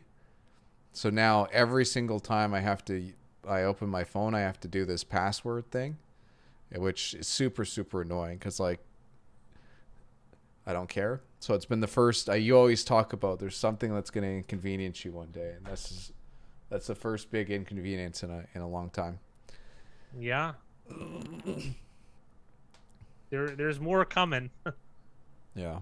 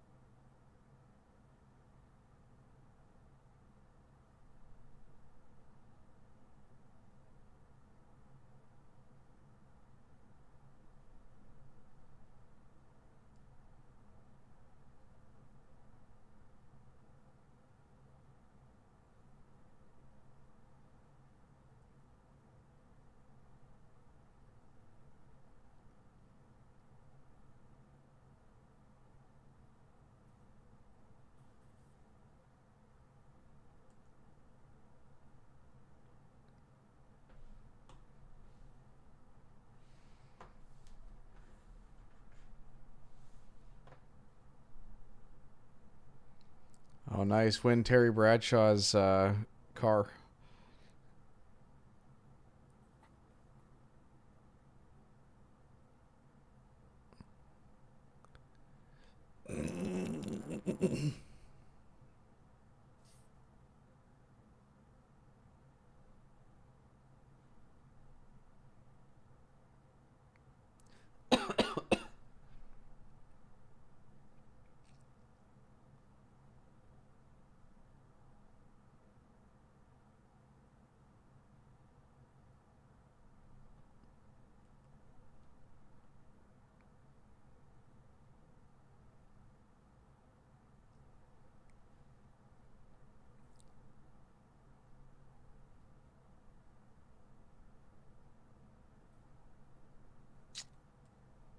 Can't fill the dead air today. I don't have Well, it. what are they talking about on the halftime? I totally shut my brain off when they started talking. I got to be honest. No, it's okay.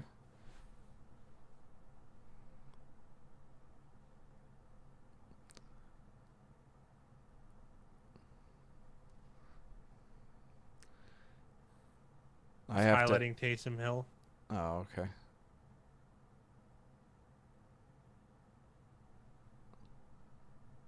No problem, Don. It's the picks aren't really the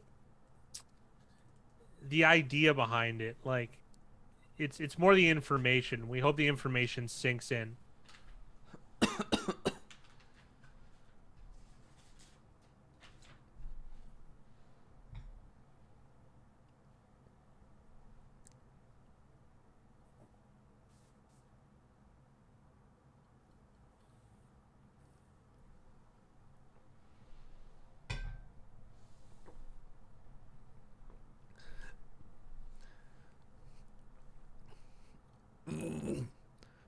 Seriously, it should just become a running gag that anytime they give away anything, it should be Terry Bradshaw's blank.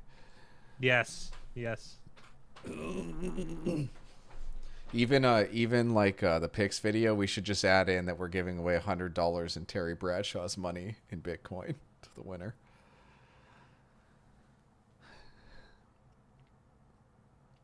I guess there's probably like a legality thing where we can't do that, but still be pretty funny.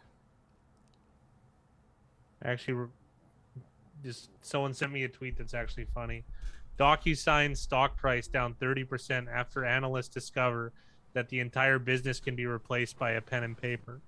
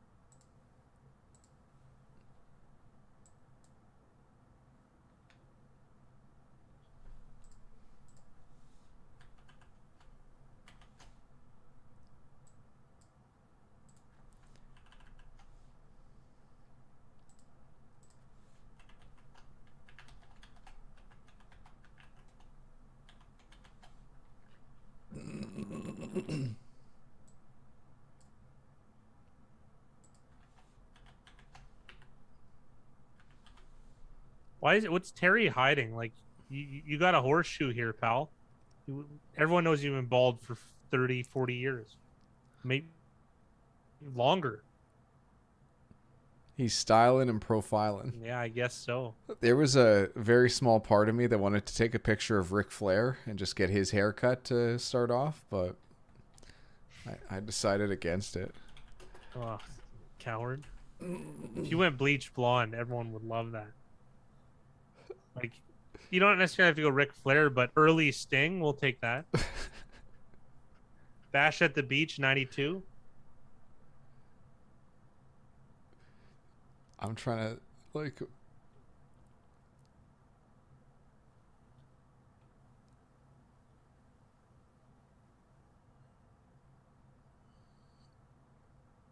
Ric Flair's got some special...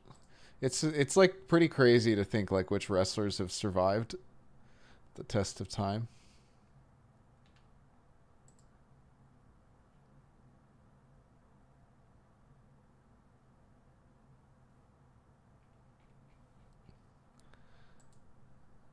I'm very confused because it's got spouses. Oh, here we go.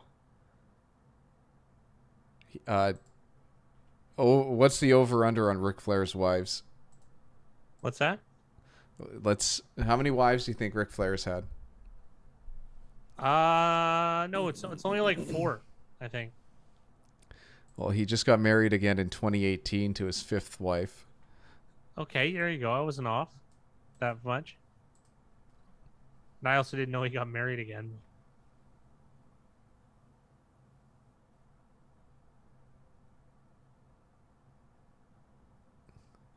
He's married to a Canadian All-American ranked retired professional tennis player and coach. Oh. Wendy Barlow. The Nature Boy, Ric Flair. Minnesota's finest.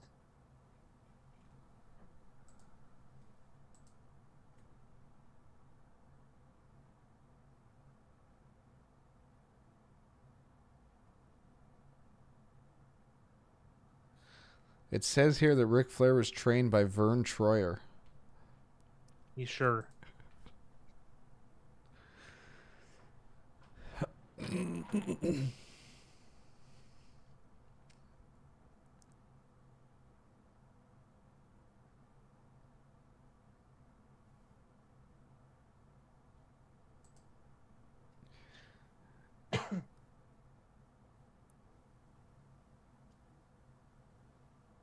I also didn't know that Ric Flair at one time was called the Black Scorpion.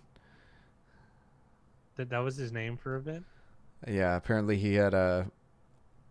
his character had a feud with Sting, so I'm guessing Sting and Black Scorpion kind of had a. Isn't that kind of redundant? The Black Scorpion. I don't know. I'm not a Scorpion expert. Why would you ever drop the monocle, the Nature Boy?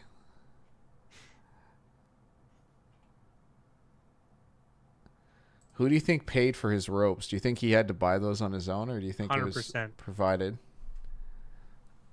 100%.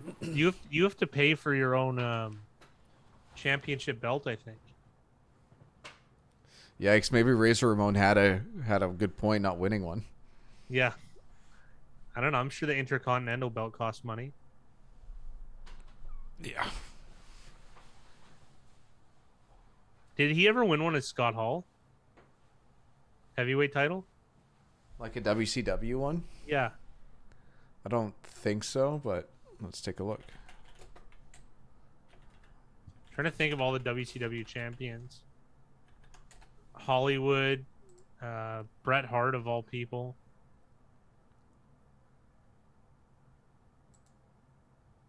Who else? Savage had it for sure, and Sting, and DDP. I don't know if Kevin Nash did though. He had the WWF one for like a year and a half. In WCW, he had the World Television Championship once, the United States Heavyweight Championship twice, and he was World Tag Team Championship 7 times, 6 times with Kevin Nash and once with the Giant. Talk about a guy who knows how to pick his partners, huh? Yeah.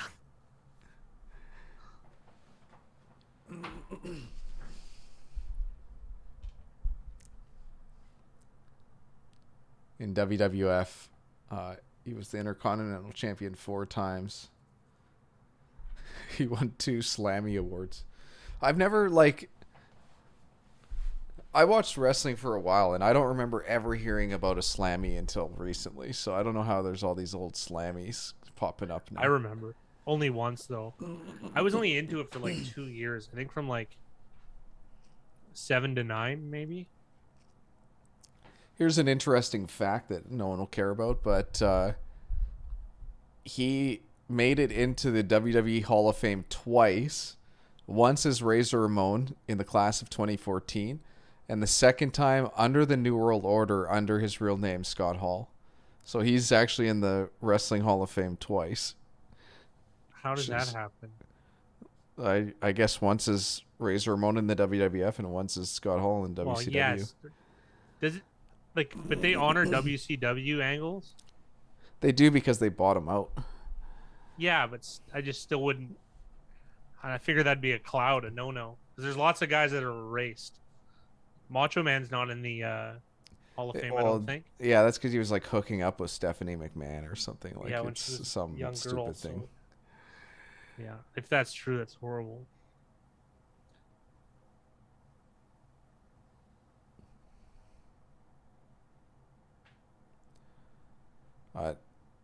I was recently watching Perry, and somebody sent a thing in, like a media thing, and they said it's a boner check, and it was just Hulk Hogan and Randy Savage breathing in, like a supercut of all of them just breathing in, getting ready to yell stuff.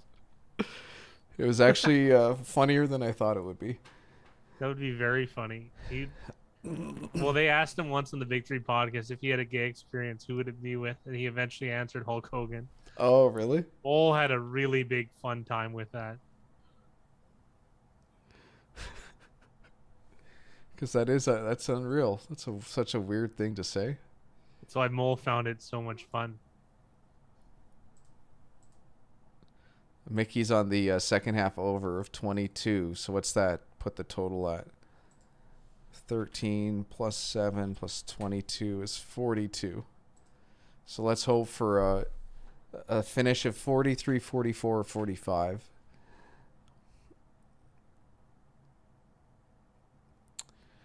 Early 3-0 here for Dallas, if I'm not mistaken.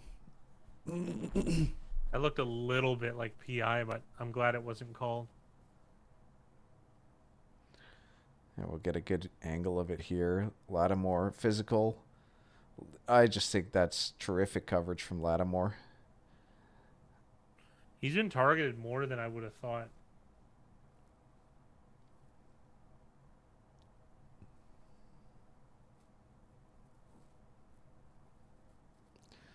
It's interesting, like, you figure that most defenses would try to funnel the other team to make throws at your best corner, like defensively. Yeah, that's a good point.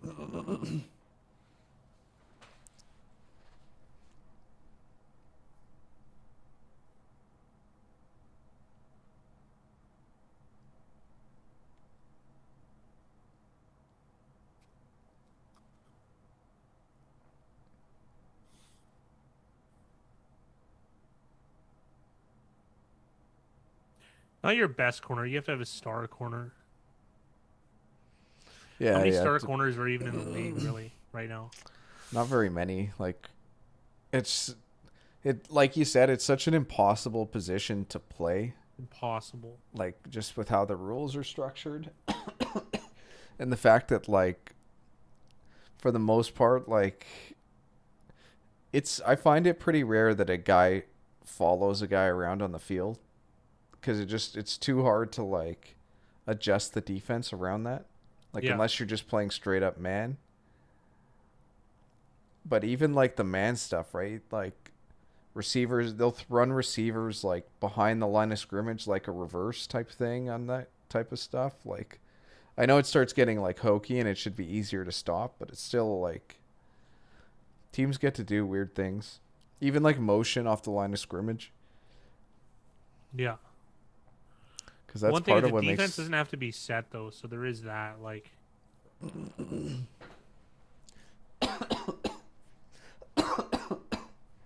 I'm trying to remember if it's Lattimore. No, it's who's on the Rams? Who's the corner on the Rams? Jalen Ramsey.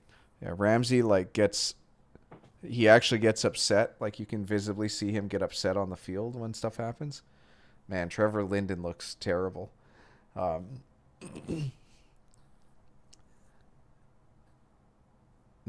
Sorry, that just threw me off. Awesome, really nice, awesome guy. So nothing against him.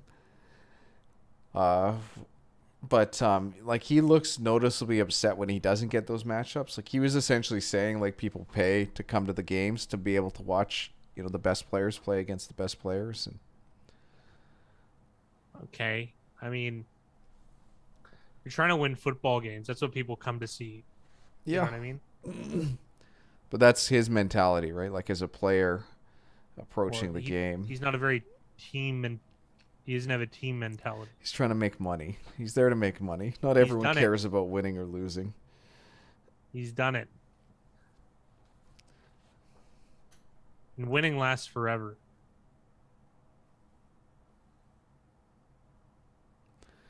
I'd say money does too, but not if you're Antoine Walker.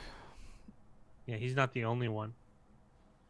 There's a guy locally who's in the news for having a house full of stolen stuff, like hundreds of stolen things. And I know two guys that know him. He won the lottery twice. He had 4.7 million at one point. That was like 4 years ago. So it definitely can happen.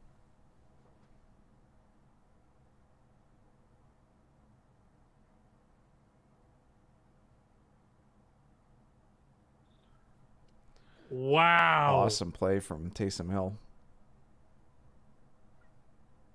Dude, he outran Parsons there too.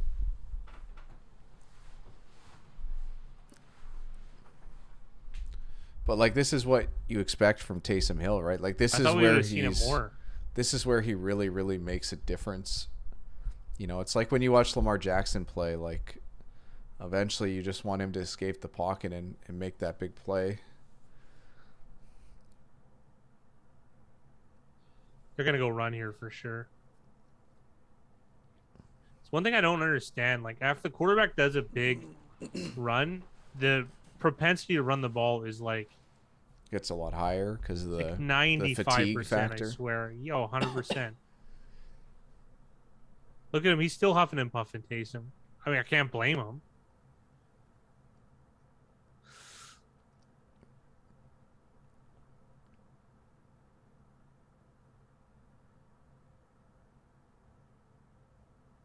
It's been the second time I've noticed the Saints using a swing tackle. Or actually, that isn't a tackle. That's actually their. No, it is. It was a tackle that was in That's motion. Cesar Clap. Ruiz. They had some guy named Clap. Clap moving in. They drafted Cesar Ruiz as a center, but I don't think he's been playing guard the whole year. Who's the Eric McCoy play center? It's interesting. I think McCoy's been one of the better. Considered one of the him. better centers. The timing on that play was strangely off, but it kind of worked in their favor, at least offensively for the Saints. And they've managed to pick up the first down. That's what they need, though, right? They need these like third and short type plays because that's where they're, typically going to be more successful than other teams. 3rd and 8, I don't really like their chances. I don't either, and I just feel like they haven't run the ball very well on the first 2 downs. No. It's a bit tougher of a matchup, though.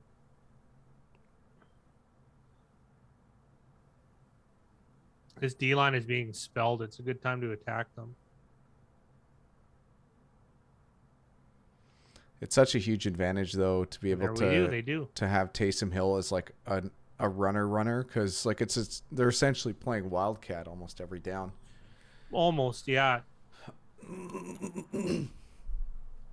Because then you got to decide, like, are you going to bring a safety down into the box then?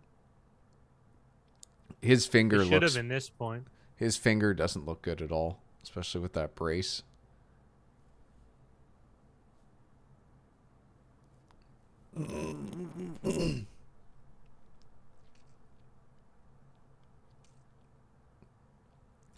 But this is like the Saints will be hard to beat if this is how they're going to play. It's just how like sustainable is it for Hill to run 30 carries a game? Should be heavy. This is like you should have a package where your head like he clearly can't throw very well. Like you can ease a safety off. They should be playing like 4-4, like Bear defense. Doug Plank, Bear 46. Yeah. Your mic just started picking up some static. I'm not sure if you've bumped any cables or anything like that. No, I don't think so. I'm hoping it's just not my headphones. Like you should be heavy up front and light behind those guys. They took their shot there, but now like 2nd and 10 puts them in a little bit of a hole. Like I don't think he can throw.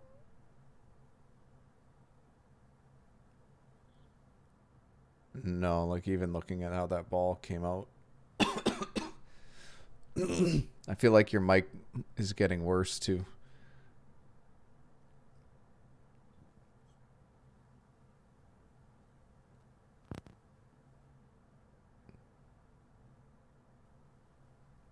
Is it better? Is it worse? It's good so far, but I'll let you know if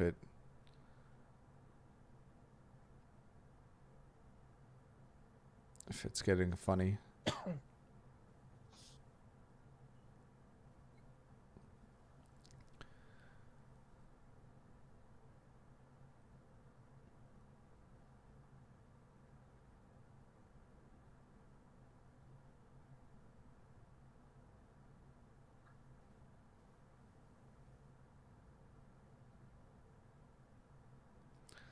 So 3rd and 10.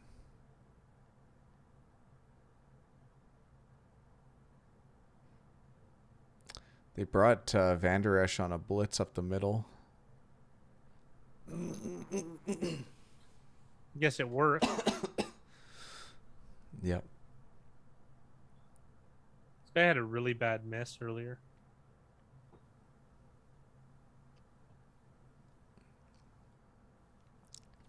It was from 56, so I don't know how yeah, bad. That's true. Oh, it's Brett Mayer, ex Dallas Cowboy. Yeah. I didn't realize that at the start.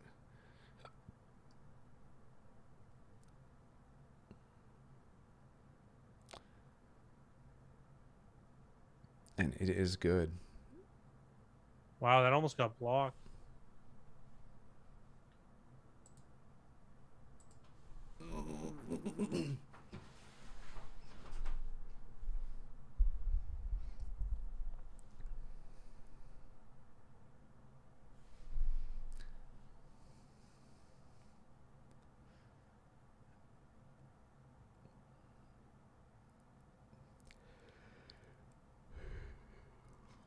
So the Saints defense was able to pull off the 3-and-out to start the second half. Calling back 3, they're now covering.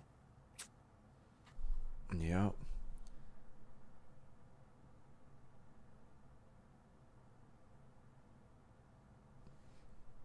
I feel like the Saints have a decent chance to win this game.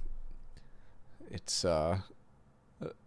like Dallas has the potential to score like more points and easier, but just if they're able to play tough on defense and then just pound the ball on offense, it's going to be tough for Dallas. I always feel like it's like the defensive regression is going to be high in a game like this. Like, yeah, that's a good point. Like the last 5-6 minutes, it's going to be a huge advantage to Dallas. Yeah. It's one of those ones where like the Saints could get stops and put up 2 more field goals, and then Dallas just scores a touchdown to win at the end. Yeah. Which would put it at around that 5 points, something like that. So what's the score right now? It's 13-10. 13-10. Yeah. So that would make it a 4-point, like in this strange hypothetical. Mickey's on the over 22 points in the second half, which I believe is 42 on the total. So hoping for 43, 44, 45. That's the perfect finish for us tonight. The perfect OU middle.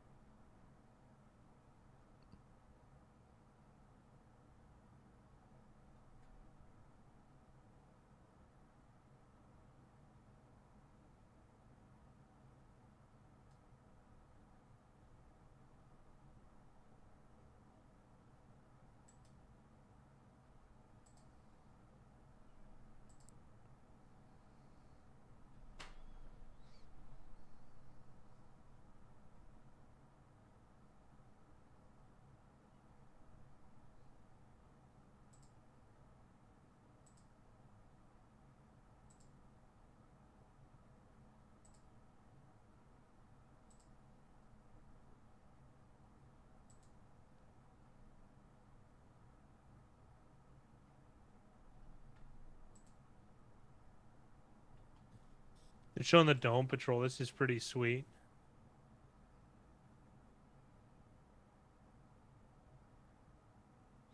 That's a cool picture. Yeah. It's like very Demolition Man, but ahead of the time. They were showing I was watching NBA on TNT, like with Barkley and Shaq, and they were showing like the young NBA players doing like some weird social media type stuff, like playing some game. Yeah. And like they were so like, those guys should be in the gym playing football or playing basketball and practicing or whatever. And like I'm just thinking like Shaq was doing like Kazam movies and stuff like. Yeah. I'm pretty sure Barkley was in Space Jam. Like, they all do their stuff on the side. Like, I'm just thinking just that Dome Patrol picture made me think, like, those guys had to have spent, like, an entire afternoon going for hair and makeup and whatever else to get that picture taken. Like, yeah, well, it's kind of like that Canucks 20s gangster thing. Remember that? The what? Sorry, I don't even know what you're The talking Canucks about. 20s gangster one. I When don't they're in even know. the I don't even know. Prohibition era. You don't. Everyone that was very famous. Well, not for Surprised. me. Grizzlies won by 70 tonight. NBA record. Wow. So did they like double the score? Like, I guess I can just look at the box score and see what happened. 152 to 79. So not quite doubling, but that's they almost doubled them in every quarter. That's insane.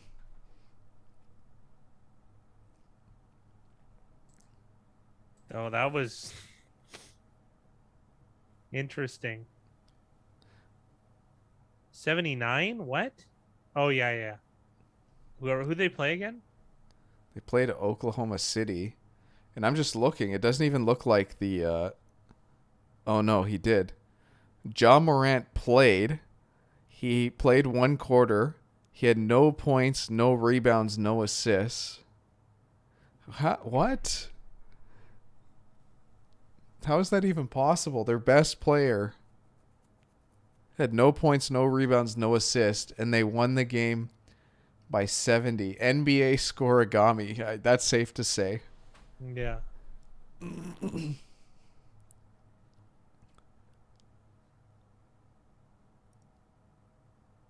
Yeah.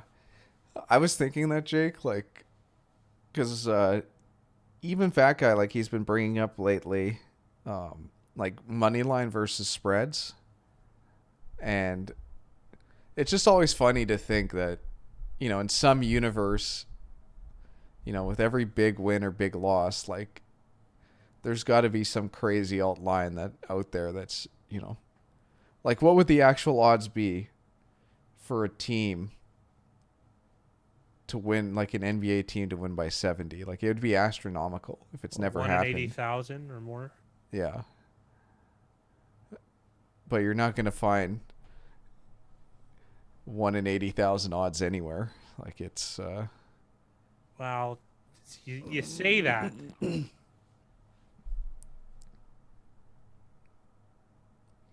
I still can't get over that Ja Morant had no points, no rebounds, no assists in a game they won. Like, it's interesting.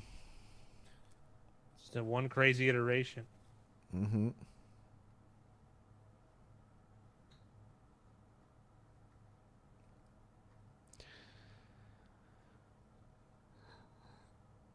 The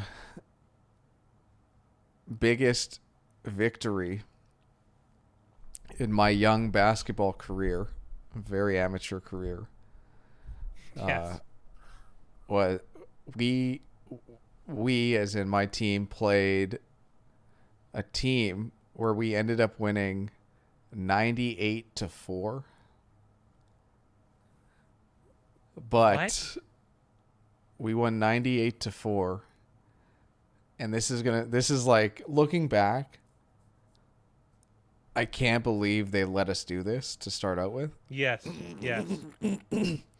But we actually played our team played against a deaf team. Oh my goodness. You added that? Yeah, so when the referee would blow the whistle, all the players on the floor had to start stomping their feet, like, as a way to, like, tell them. And, like, this wasn't a league where you didn't keep score, but obviously, like, someone on our sidelines kept track of Yeah. stuff because we were all way too competitive for, like, we were young. Like, we were probably like 11 or 12, like, pretty young. And like, there's no way that should not have happened. They shouldn't have let us play each other. They should have, like, split the teams up or something. Like, it was bad. To win 98-4 in, like, a kids game, like, That's horrible. Didn't you get beat by an American team by like 40 points or something like that? we played we went to in high school, we went to a tournament in the US in San Diego, and it was a lot of fun. Ooh. And it was actually, like, we did pretty respectably, but it wasn't like I think there was like 5 divisions of like high school teams in California, and I think we were playing like 3rd division teams, Yeah. and they do it by like the size of the school. Like I think it was Yeah. like, probably like 700 or less kids, and you were considered Yeah. this. So like we did pretty respectably in that tournament. Like we didn't win, but like we held our own. But what am I trying to think of? We had an Australian team come play us in Canada, and it was like it wasn't like an Australian all-star team, but they essentially had like club teams.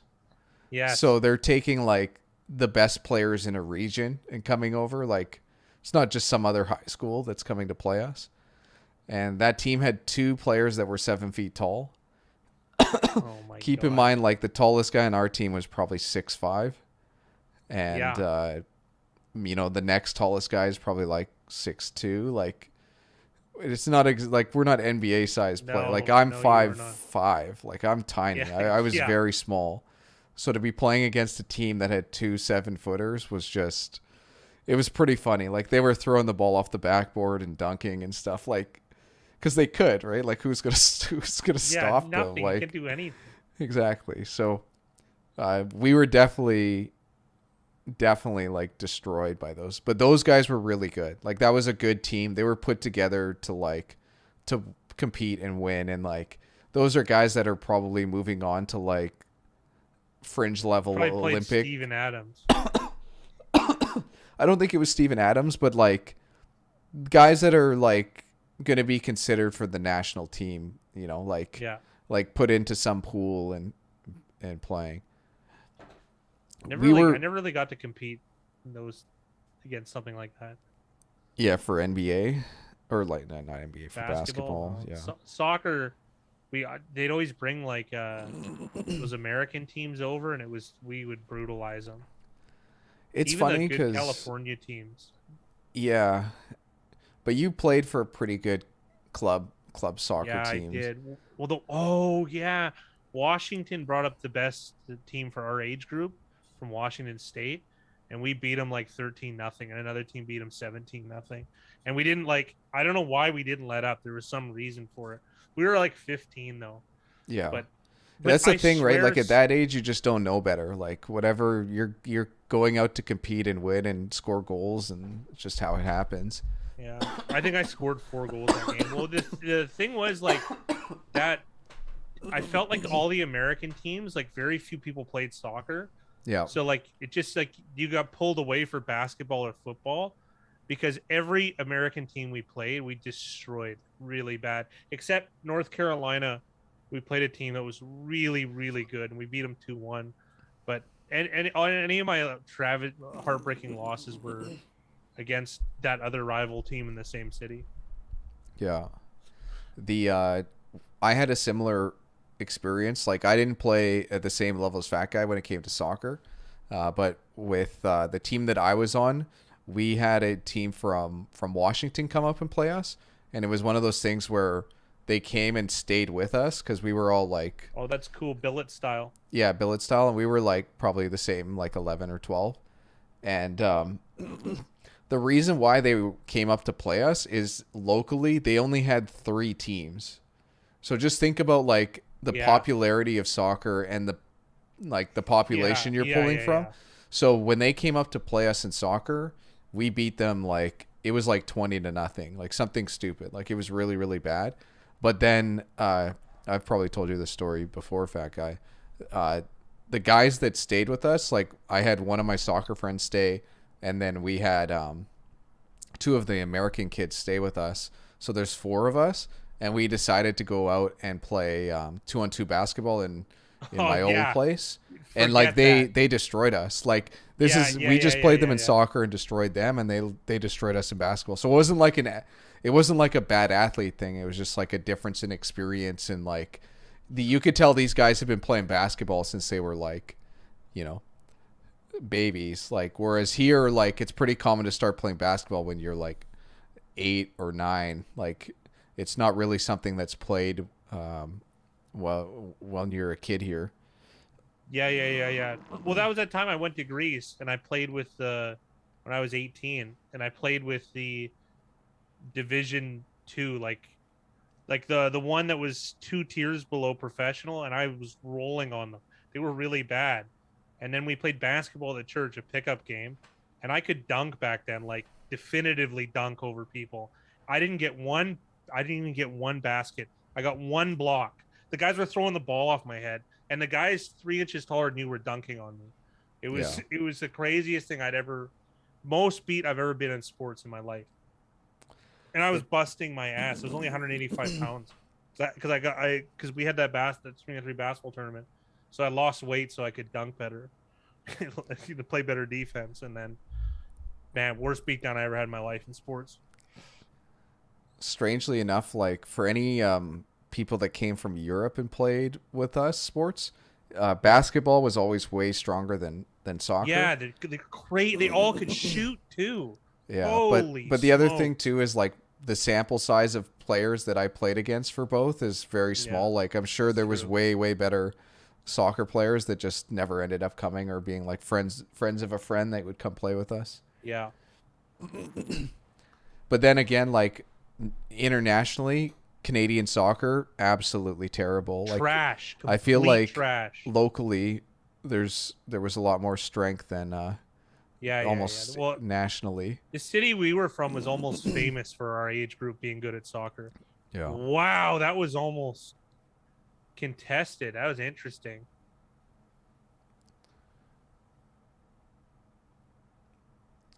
For I high don't know. I want to see this again here. He did look back at the ball. To me, that's just not. There's just nothing there. I think it's nothing, but it's just like I don't know what they're gonna call. Gallup made a good attempt. Like that's one of those ones where I feel like if you put your body into the corner and both fall, like he might get the chance, but like because he's reaching around, it's kind of like in basketball. Oh, Pollard's gonna break one here.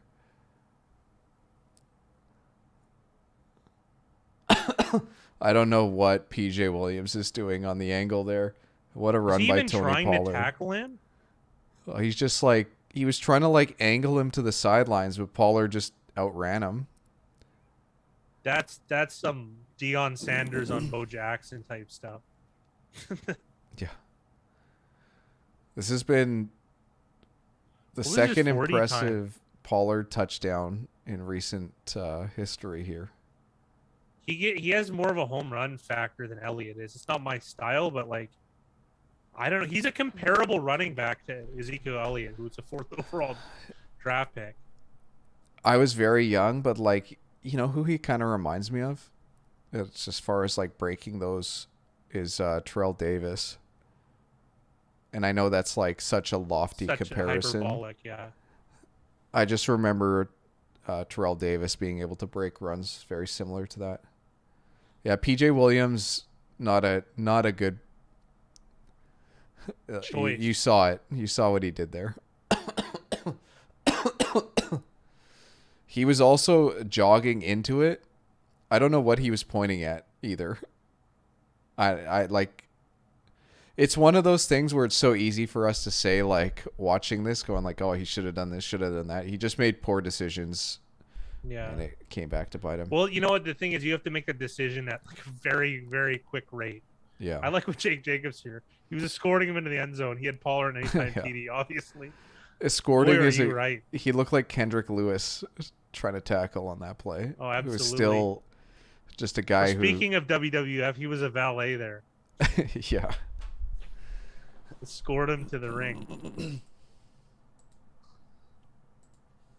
There's one of 2 offensive linemen named Connor McGovern celebrating on that play. Yeah. That's the weird. All right, what's weirder, chat? 2 offensive linemen named Connor McGovern, or 2 players named Taiwan Jones? What's weirder? I don't know. Taiwan Jones is strange just because of like The name? how many people are named Taiwan. Well, the only 2 guys named Taiwan in the NFL both had the same last name. Yeah. Jones is pretty common, but the Taiwan Yeah, but part is- still, what are the chances? Okay, it's you're pretty good. It's African-American, like what's it- it's well, it has nothing. It's like birthdays, right? You get 20 people in a room, it's like more than 50% chance that two people are going to have the same birthday. Like it That's seems crazy. way different. That's way different. I don't know. You There's isolate two names, Taiwan. The chances that they both have the last name Jones. It's not like there's 100 guys named Taiwan. Of course, you're gonna have lots of overlay. I like that birthday one. That's an old bar trick. I've pulled that off a couple times.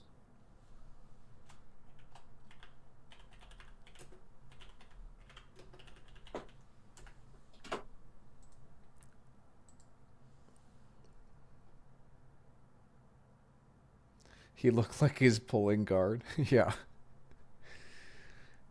It's pretty funny. Dude, you gotta you should unleash the hounds and go for the death kneel. If you're Dallas, he can't really throw. And they got to start trying to throw to come back in this after that run. That was a nice run from Ingram. How'd this guy end up here? You know what I mean? Like, he could be starting for another team. Tony Pollard? No, Mark Ingram? Mark Ingram, yeah. Like, he shouldn't have been like a secondary or you know. You're wondering why a team like the Patriots, like he's not playing for the Pats? Yeah, you know, or here we go. Okay, Buffalo what about the Bills? Dolphins? The Bills and the Dolphins. I don't get that. Yeah. Like, why didn't they kick the tires on like a Devonta Freeman or a... Oh my God, that was so sick.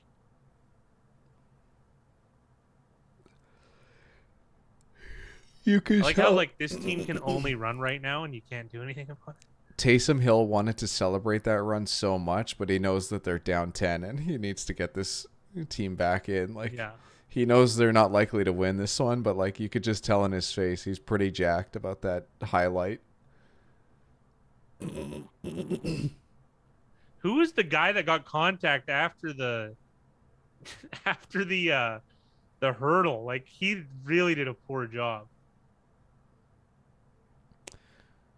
I don't know if that tackle held Parsons. There's a brutal hold on 78. This has got to be a flag. No? Oh, please. I just think it's pretty incredible that Taysom Hill's finger is messed up and he's still in there every down. It's weird. He can't throw. Have we seen a completion in this half? Beyond a check down, I guess. Good job by Hill. Hill does a really, really good job following blocks. He gets a lot out of the guys in front of him. Dude, they're losing to the late Tony Sperano Dolphins right now. I feel like Ronnie Brown's playing quarterback. Yeah. That was a sick awesome trio, play. though. That was a really, really nicely designed play. They had Look at 78, 79. They had that cutback block on the line of scrimmage. I always find who would Hill be valuable on? Which teams? The Pats. Just this? No, I don't think so. Yeah, he definitely would.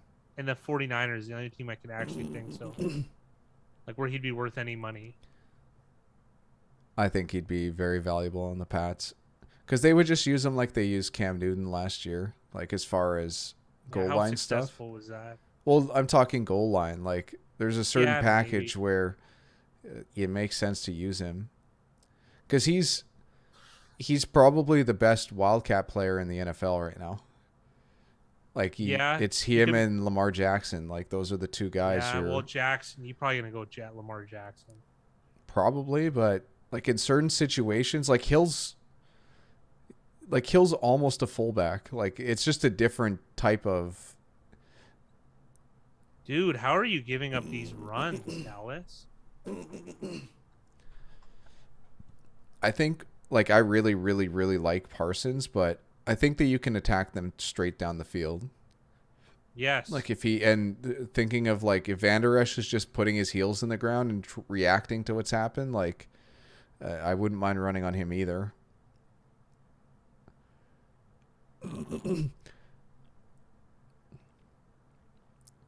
I just feel bad for the Saints. Like they had Drew Brees. They brought in Bridgewater, and essentially like we're grooming him. They've got Taysom Hill. They lose Bridgewater. They bring in Jameis Winston, who's They a pretty. traded Bridgewater. They traded him, okay, and then they bring in Jameis Winston.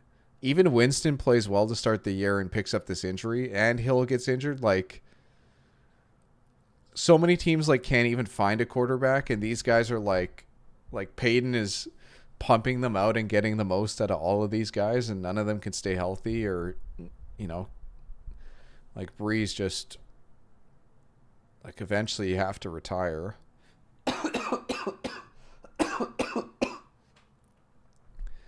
And like from a skill position standpoint, like especially with Kamara out, like there's nothing special here. Like you said, Ingram essentially was like a walk on. Yeah. Or did they trade any? They gave something to Houston, but it was very minimal. Probably like a 6th or 7th round pick. So they traded for Teddy Bridgewater. I don't know how he left. Oh, they might have released him. Actually, I think that he wanted to be a starter and they just let him walk. Yeah. Because like, are you paying Teddy Bridgewater $10 million to be your backup? Probably not. Like, at least for the Saints, they decided it wasn't worth it.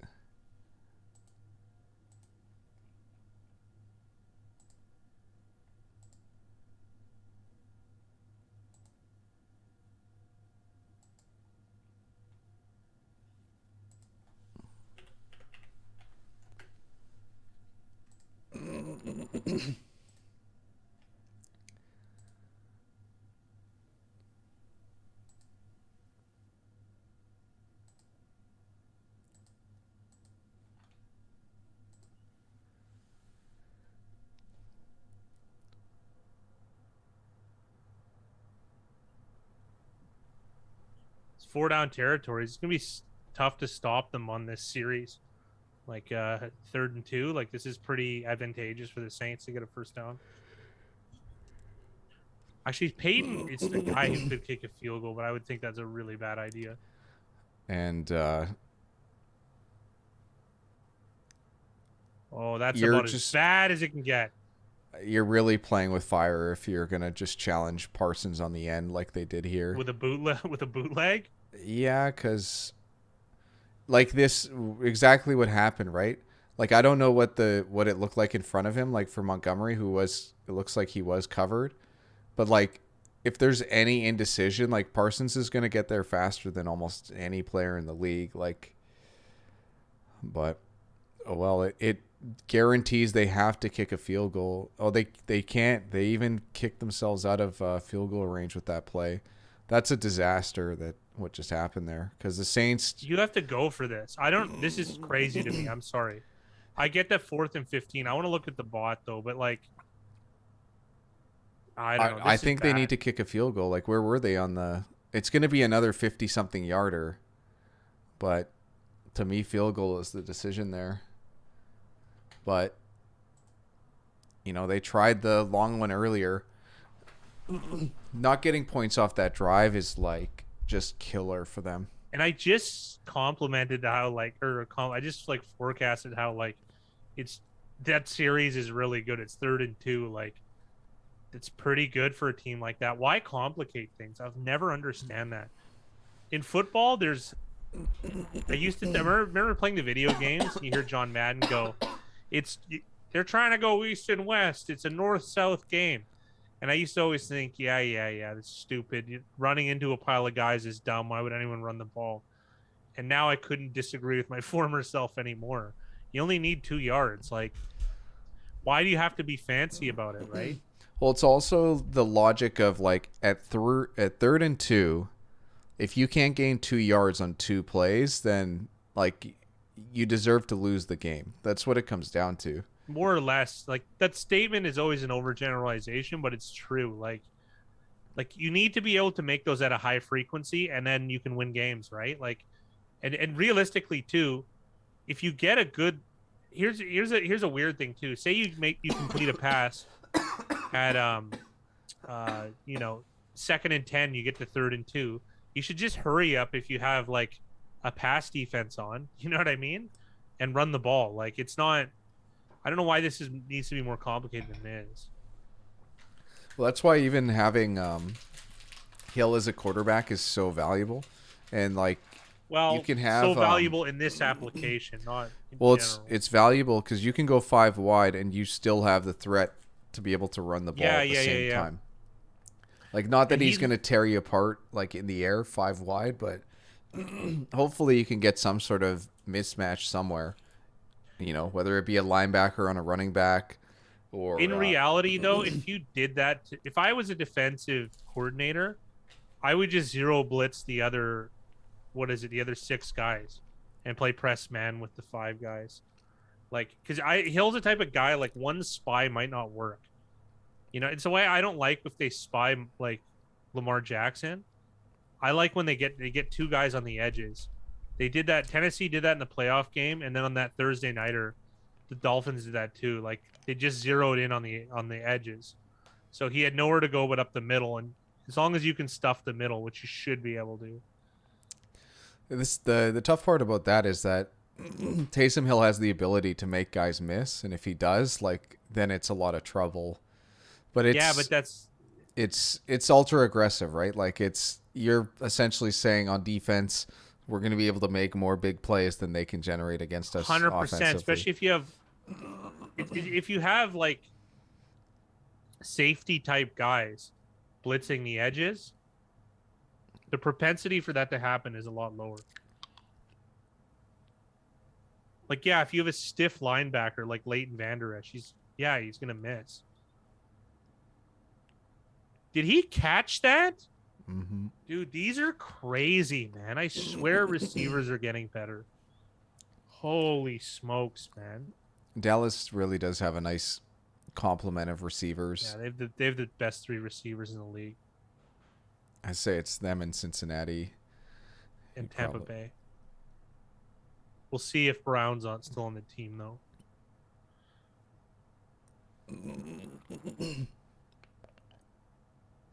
Did he hurt himself on that? I hope not. I really like Michael Gallup. I always thought he was better than Cooper, so it was funny to me. Oh, he didn't actually catch that. Well, too late now. He didn't catch it. Well, too late.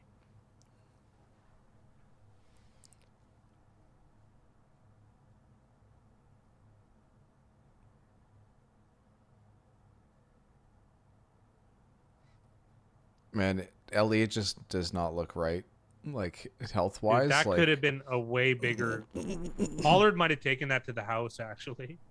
Yeah, like Elliott still. It'd be unlikely, but Elliott still has a ton of experience and can make, like, just probably has a lot more knowledge about how to play the position than Pollard, but Pollard's his gait definitely sucks though. You see it? Well, that's He's what I hobbled. mean. Like, it just doesn't look right. Like, it looks like he needs to take like a long break off to kind of get. Well, this right. is the same old story. You pay a running back for what he did for you yesterday, and you rarely get what he's going to do for you today. Like, you know what I mean? Like, you're just not going to get that value. Like, how many Christian McCaffrey, nothing against him. He's missed like 22 out of 33 games, something like that, when he's been paid the big money. It's just a hard position to, like, because think about, if you're going to make that money, you already have to have pretty good luck up to that point not to get hurt. Yes. So it's like, you know, the variance is just when you have this many touches. And well, how many times can we remember a big running back contract actually paying off?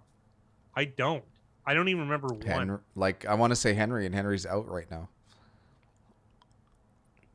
And it's only happened for 1 year, Big Rye. Like, when I mean fulfill a contract, I mean fulfill a contract. Tyron Smith, what was it? 7 years, 70 something million. They're They crushed that deal. Remember, you and I loved it. We thought that's a great idea. Yeah. And he's been hurt or whatever, but he's still there and he's still highly effective. Well, even injured, like he still is one of the He's one of the best players in the tackles. league at his position, Yeah. injured.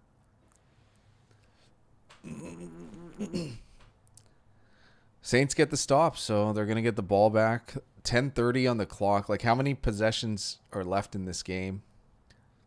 3 at the most. And also, too, you have to count in, like, factor in that there's how many points are left for Dallas on average? 4. So, like, it's a touchdown or bust here. Like,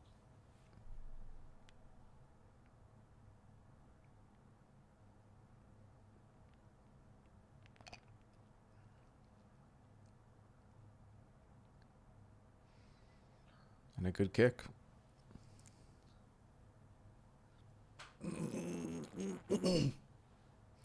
Jake said Elliott is slow as hell. Like, he's just it's not health-wise, he's just been beat up.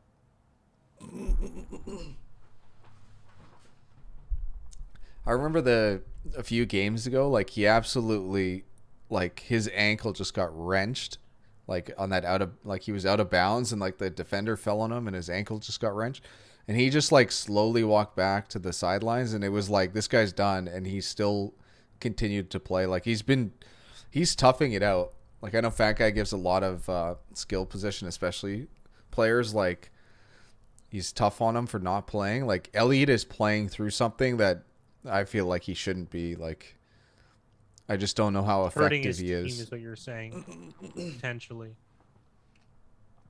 That's it. See, and this is another thing too. It's like if you have to force things, like Mickey's positing a theory that perhaps Jerry Jones is the reason. So my issue is too, if there's guys like this where like you had like there's some sort of loyalty to the the player's brand, let's call it. I don't know what well, it's the whole team, right? Like, it's merchandise, and Jerry Jones has his own merchandise. Like, there's a reason why I think they have so many assets like put into these skill position players, because they probably pay back, at least in his pocket, or the valuation of the Cowboys more so than actual wins and losses.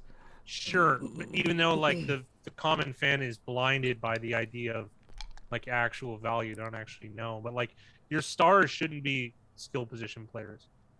They just shouldn't. Well, we're looking at it from the aspect of trying to win Super Bowls, like trying to win a Super Bowl, and there's nothing you could do to build your brand better than winning. That's just that's the easiest and the best one. Look at the Patriots. They weren't that big of a franchise.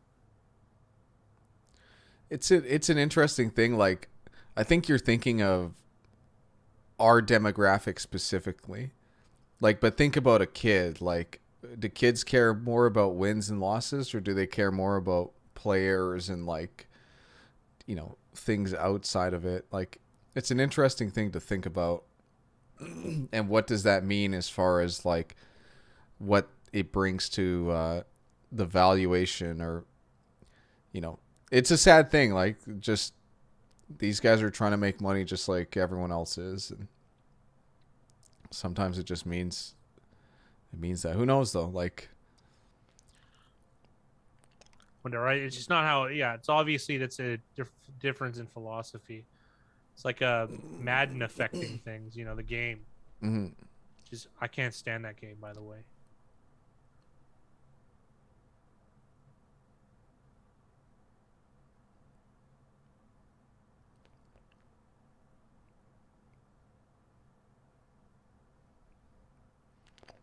There's a completion for Taysom Hill on 2nd and 10, so that puts him at like 3rd and 5. Saints acting like they're up 10. Yeah, you got to be the urgency is got to be there. But this is also where you think there's probably, like, this is where it's negative to have a guy like Taysom Hill as quarterback. And, like, everyone was giving Kirk Cousins a really tough time earlier in stream, but, like, Kirk Cousins would be a lot better suited to handle this situation than Taysom Hill. Way better, man. And it looks like the Saints are going to get bailed out here with a roughing the passer call, if I had to guess. Oh, no, it's a hold. Holding on the offense, so Decline, I would think. it's going to be 4th and 6. It looks like they're punting the ball. They're and punting. This is the garbage I'm talking about. Like, see, like you're right in that the league's heading in the right direction, but like, not in this game. no, like, but it's all the time. Like, are you trying to win? Are you trying to win? So they were on the 44. They were further away than I thought because field goal's the worst thing. But going for it in a punt is... Oh, no. Sorry. I'm looking at Dallas. Yeah, when we were talking about that Saints play, the field goal was the right decision to make. But they decided to not do it. It's funny how, like, the most important thing is for Dallas to keep the ball, and CeeDee Lamb is doing windmills with it in one hand. In the wrong, he's carrying it on the inside, like the inside hand, which is a pet peeve of mine. But on that, especially there's when if you're trying to make a play because you're down and nothing's working, I get it. You're up 20-10. Don't carry the ball like that. Like, this is how you lose football games. It doesn't matter if you get 7 yards. Like, no one cares. So crazy to me. Well, going back to that one fact, this is the I don't know if you can see the stream, but field goal attempt 9% win percentage, going for it 7%, punt 6%. So they picked the worst one out of all of them. There's more to it than that, and but like their decision making is certainly not better than the bot.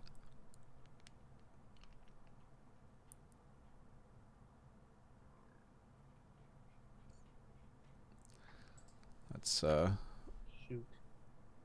see if it hasn't updated yet, but if it does, I'll post what it means. The Python script stopped when my computer was a little jaggy. So we're gonna have to figure something out, maybe. Say that again. The Python script start when my computer was a little jaggy. It started or stopped? Stopped. Oh, okay. So that's 2 stops in 9 days. It's not bad. That's right? good. But so do you? I guess you have to manually go back in and say start. that's the only thing I have to do. Yeah, it's really just clicking a play button though. Yeah. But I just like reading through the code to try and understand something happened. I wonder if there's like something that like a notification that could get sent to URI if it does go down. Oh, we could definitely pay for that. But I think there's a better way to invest, like one of those dedicated PCs. They're not even expensive. Yeah, that's probably the way to go then. That might be the solution. Yeah, it might have to go on, but then you and I both have to have remote access. Yeah.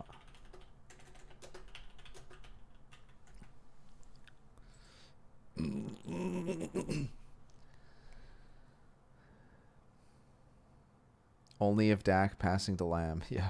Need a touchdown drive, Dak. Yeah, Mickey, what's the OU right now? Is it at 30 still? Is it 20-10? Yeah. Jake Jacobs got how do you not know how to carry a ball properly in the NFL is right. It's right. Think of from Pop Warner up. I can't imagine that's not been an emphasis.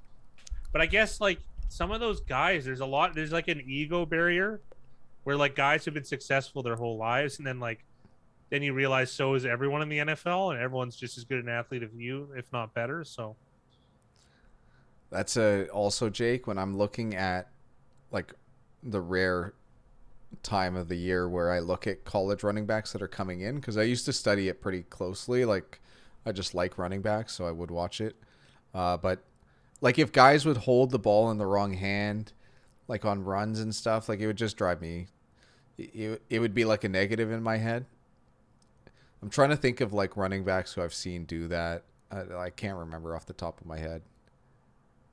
did Bell do that for a bit? Maybe like I think Le'Veon Bell, like I didn't like Le'Veon Bell coming out of college, but I think it was just because he felt like lumbering, Why and is then Lattimore on Elliott? Why'd they target Elliott? I feel like Lattimore. Sorry to cut you off. Lattimore's made like 4 pass defenses this game. that's a very bizarre decision. Like I don't like the matchup at the best of Look times. at CD Lamb. CD Lamb is like, throw this ball to me. Like, look who's on me. Dude, there's all that open space too. Oh, they're gonna switch it now. Saints. Too late. Yeah. Intercepted. No, I'm behind. Lattimore.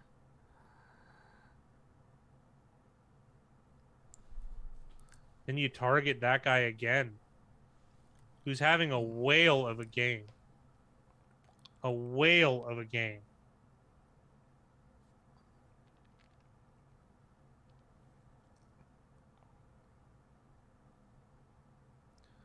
Just a bad decision from Dak. So I was watching one of the Kurt Warner videos, and he was talking about anytime that you have like a guy, like essentially like a long crosser, like a guy that starts on the right side of the field and ends up like far on the left side. Like think about those like the Tyreek Hill going deep type plays, like where he crosses the entire field. And what dude, this is bad. What Warner said is that you always want to look at the opposite side of the field to see what that off corner is doing, because if the off corner is dropping like deeper, like what Lattimore did there, then you don't want to make that throw. So it's just a really, really poor read from Dak, at least according to Kurt Warner's analysis.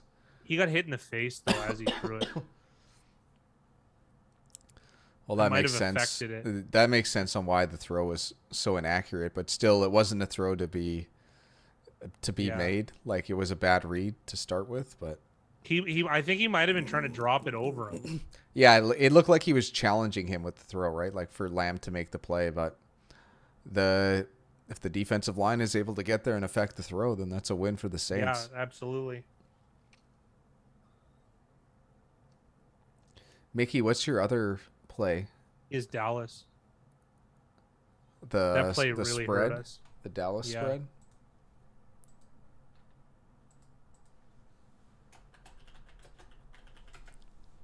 Now the Saints use a timeout.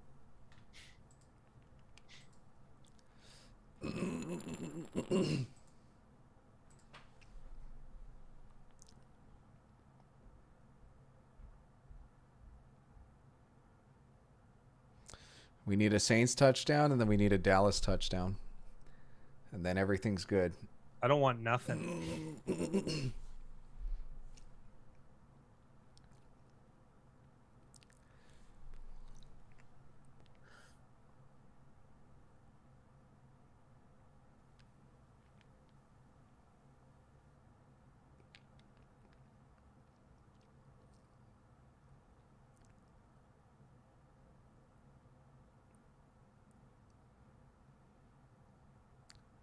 This is bad. I was just going to say that had to have been on a Saints guy for like every Dallas guy to jump.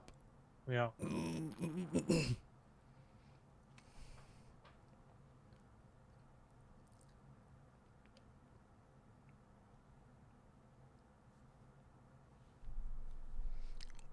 Oh, look at that. They snapped it way early, and we're going to get a fumble here. Who How recovers? are you so far ahead? Dallas with the recovery.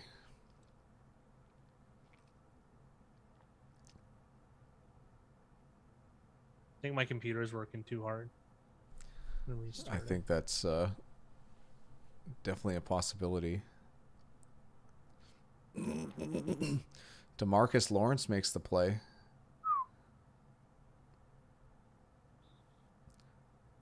This is a weird one because his arm starts moving forward, but to me that's like, doesn't matter if you hit the ball out, like I guess, like I don't know. I feel like the rule is once the quarterback's arm is moving forward, it can be considered incomplete, but that really feels like a fumble.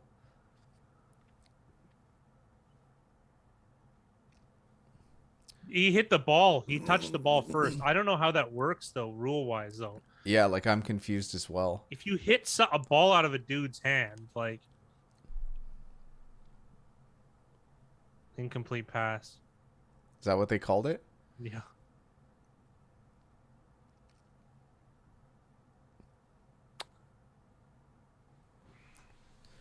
It's different. I don't know. I feel like it should be different if you just hit the ball, right? Like, I don't know. It felt like it looked and it felt like a fumble. Like I know that has no You bearing, no bearing and on anything. makes no sense, but Josh says I hate the Cowboys.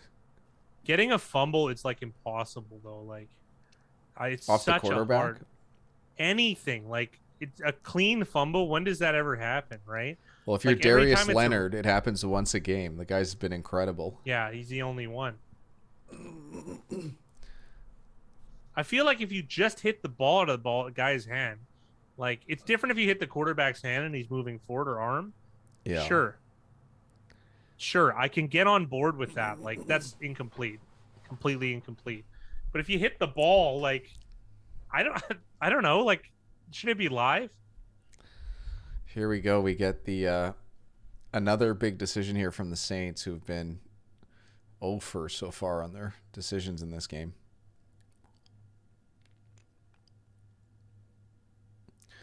And now they're going forward on 4th and 8. Yeah, that's what you should do. This is for the cover, boys. Well, not quite, but it would help.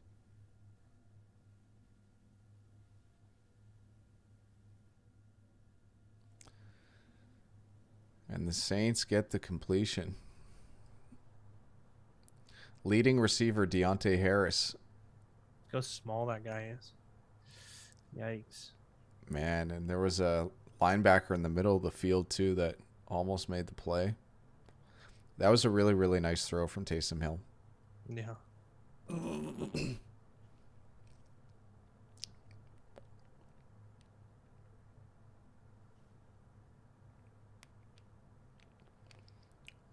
The funny thing is like they need to throw the ball, but I feel like they're going to run the ball a lot more.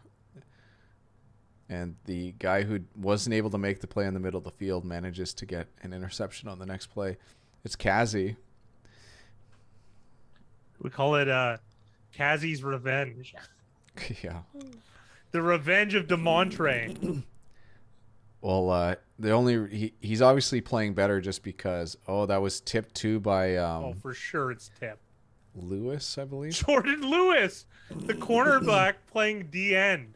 How? Okay, I want to know. You tipped that ball. It still came out in a spiral. Like, what? Improved throwing mechanics for Taysom Hill when his arm gets hit. Anybody, it feels like.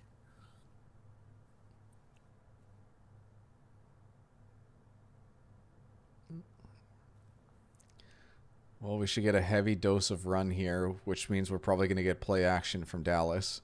Yeah. At least Pollard at least cut it back inside so he didn't get run out of bounds. Yeah, there we go. I brought you from Atlanta for this, buddy.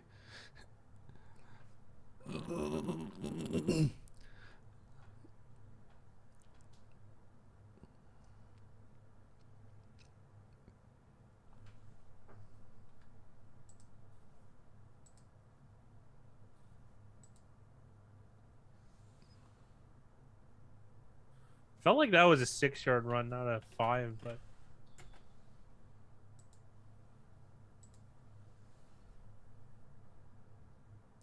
And there we go. They're throwing the ball on this next play. Oh, man. He didn't get it, but that's crazy. Like, what are you doing? I don't know, man. I really don't know. Dude, how many of these coaches get like an F every game?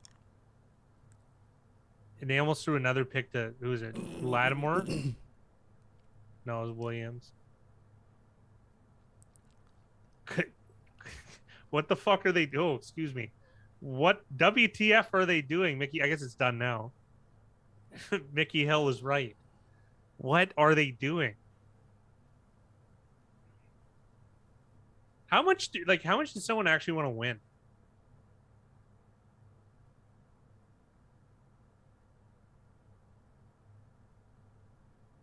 What was that?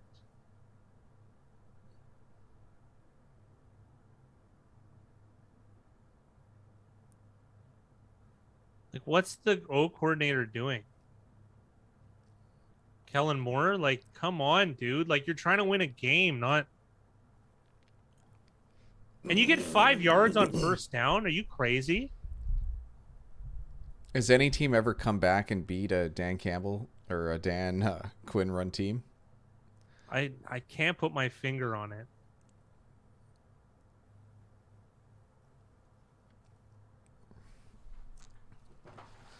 It's just so like it's so. I don't know, man. How'd you lose the Super Bowl?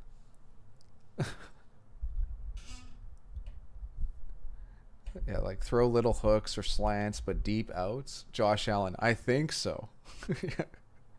You run the ball. I don't get it.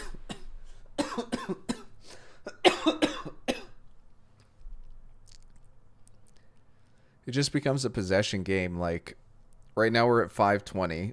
If they ran the ball twice, that's another minute 20 off the clock. So it would put them at 4 minutes, or the Saints would have to use both their timeouts.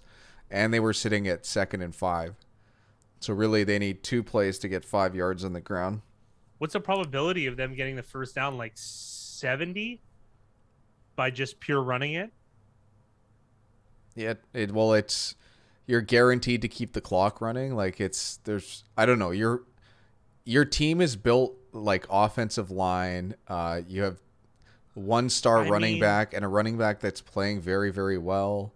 Like I don't know. I they don't have know the what you're best doing. trio of receivers, but like, I guess this like I'd have to go back and look. Like maybe the Saints just absolutely loaded the box and that's what they went who for, but cares, man? it's I don't know. I just don't know. It's as if the turnover didn't even happen. Essentially, they took 40 seconds off the clock and they punted. Like Well, here we go. 13 seconds. Stop now. Is an injury timeout?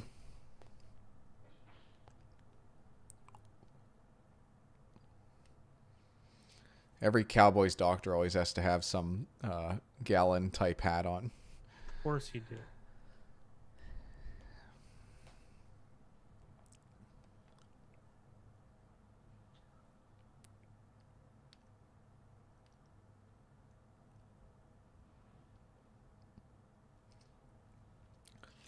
The best part is that Dallas is winning and they're throwing the ball, and the Saints are losing by 10 with 5 minutes left, and they're going to run the ball on probably half their plays. Bizarro world. Well, there we go. It's just, now I know it's a Cowboys game. Okay, now you're gonna screw this up. Like this one, this would make me blow my top. You know. There's your defensive player of the year and defensive rookie of the year on the same team. Thank you, please, please, Mickey, please. Can they just do that?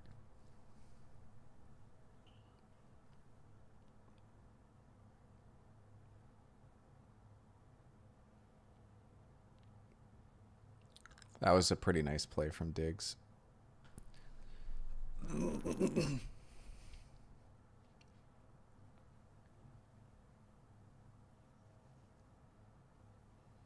From that angle, it looked like Taysom Hill spit on his Microsoft Surface, which was Maybe he did. maybe he did. He doesn't like lizard person Bill Gates.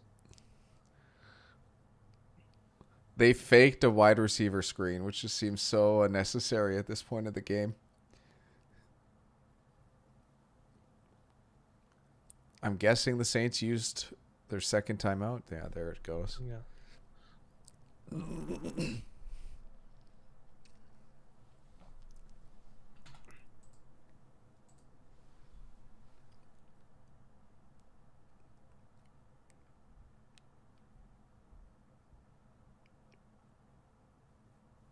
And Heineke had a nice game against Seattle.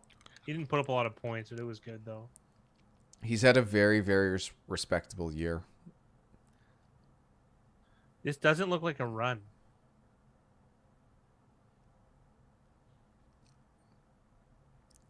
Okay, good.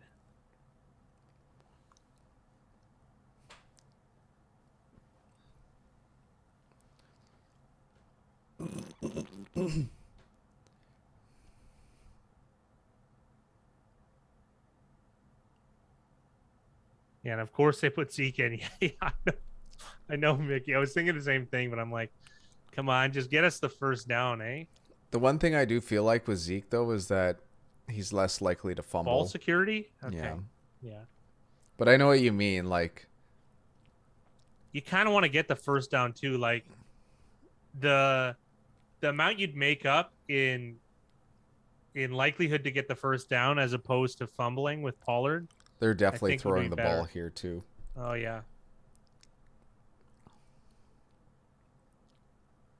Oh, they did. I'm What a behind. tackle. Oh, my, what a tackle. Dallas should be running up to the line of scrimmage right now and just staying there. Not that they need to. Like, the Saints don't have any timeouts, but You want to hear how ironic that was? That was PJ Williams. that's I'm someone. starting to Well, believe. no, that was somebody else. Unless I got PJ Williams wrong the first time. Well, Because that was PJ Williams. I mistakenly called Marcus Williams PJ Williams earlier. okay. Man, I think you should have gone for it here. I wonder what it actually is. Well, they should have lined up and just tried to draw him Yeah. offside because if At you a don't minimum. get them to jump, you take the 5-yard penalty, and then you essentially just try to punt it out the back of the end zone.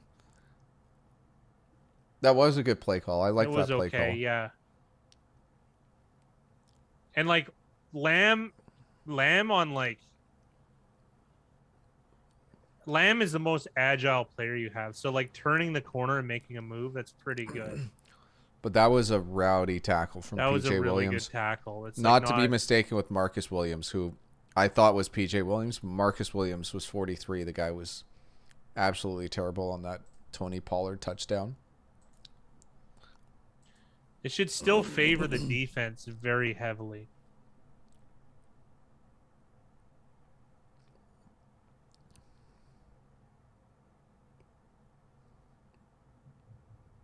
Oh, they're gonna get a flag. Apparently not. It looked like it, but I think that's one of those ones that they don't really treat Taysom Hill like a quarterback. Like, I don't know. You might be right. Like it's so stupid, but yeah.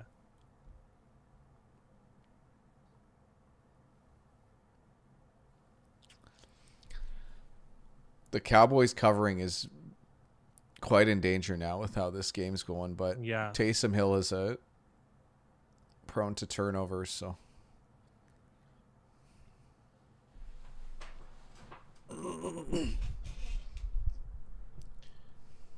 I think that them just not being able to get it on a series is quite likely. Like this one, 2nd and 10.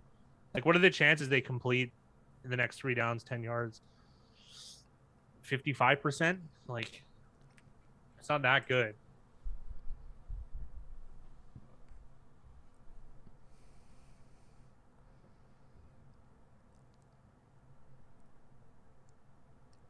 oh boy.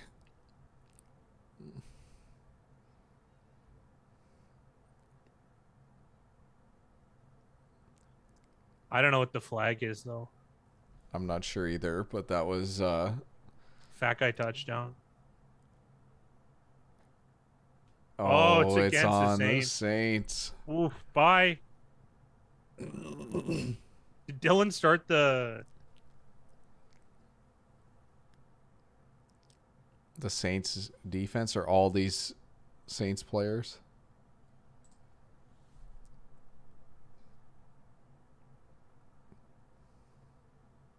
Oh man.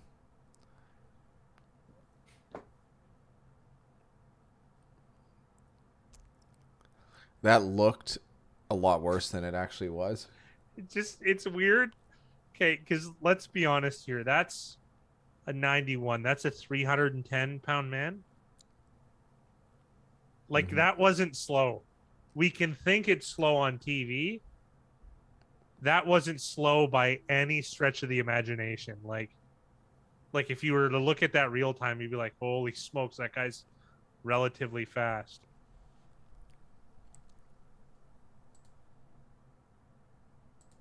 And this is the thing I was always talking about, like in terms of like the results of football being overweighed. And like if you make bad decisions and they work out, you never really get the consequences of it. That's kind of like that's how probability works. Like, and if everyone's making bad decisions probability wise, then someone's going to get run good, and then that person's going to look favorably upon is if their decision making is better, which it really isn't. It's kind of like the if you look up Brentford or whatever, that really small soccer team that that moved up from Div 4 to the Premiership, owned by that professional sports bettor. He said the first thing he did in terms of was to not focus on winning and losing. That was the first thing he had in terms of, and it was just, and that's how he built the team. Eventually, they obviously focused on winning, and look where they are, right? Like the idea was to make it a slow burn, right? And some of these teams just made really poor decisions.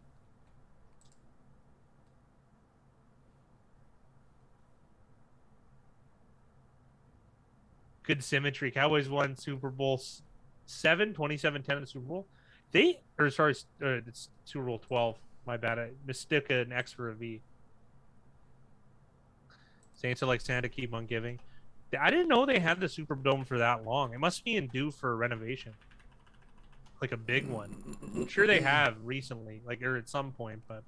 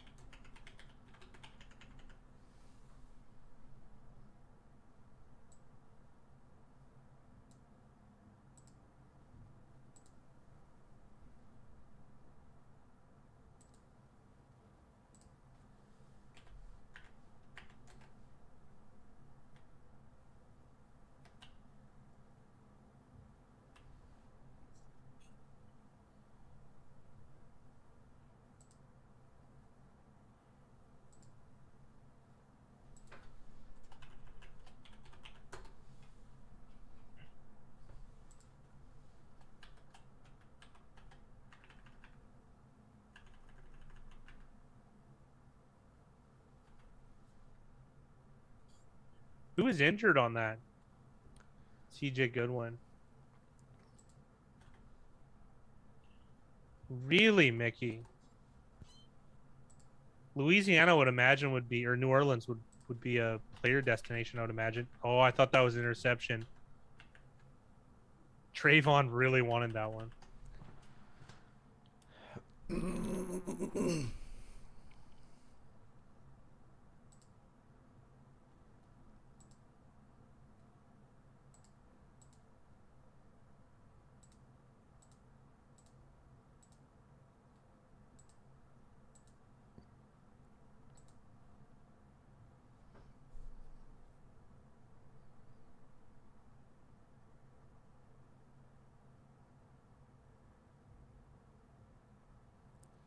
Oh man, if he breaks this.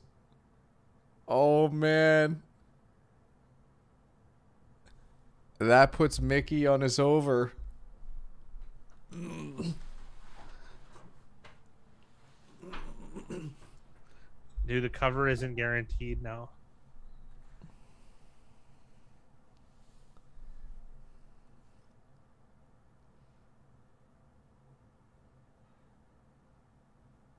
Oh, it still is pretty much done.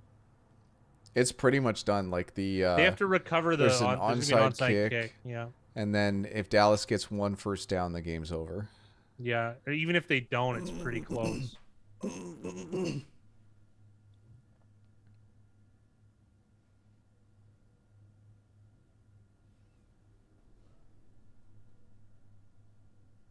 that almost got blocked. They might be more likely to kick a field goal, though. You know what I mean? The Saints.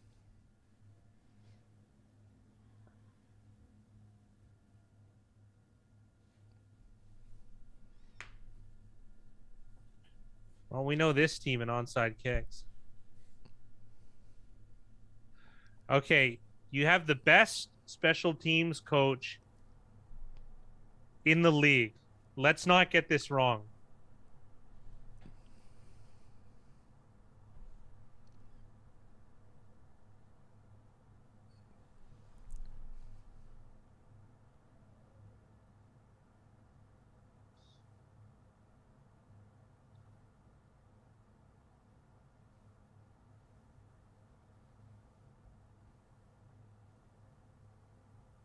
Oh, is the under still active? The under's still here. Mickey and I are at the perfect. Look at how the ball's set up here. I like it.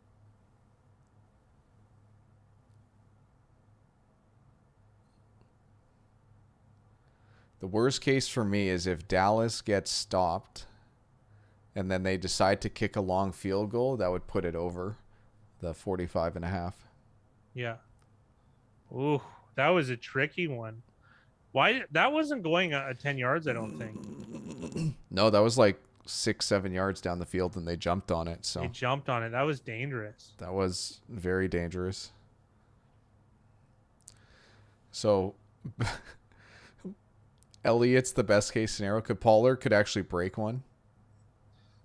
Yeah, yeah. Oh, that is so close to a first down. And if it is, that's game.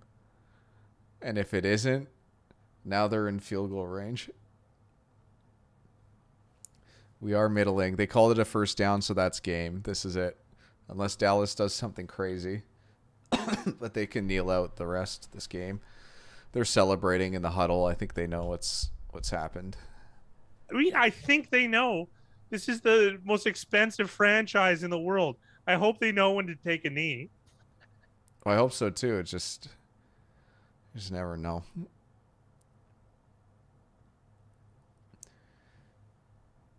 Oh yeah, Mickey, we're middling. We needed what, 43, 44, 45, and right in the middle, 44. Boom. I'm actually curious how the Cowboys play against this hurt Washington team. I wish Washington's defense was healthy.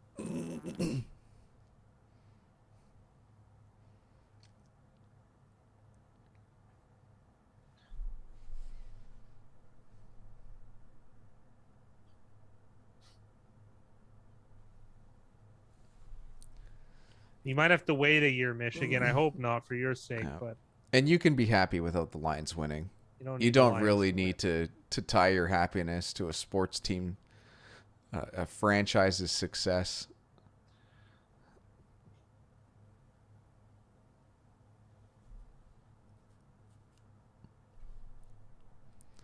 I feel like that was a very generous spot too that they gave to Elliott. Yeah. He felt like a full yard short of the first down, so that was pretty fortunate.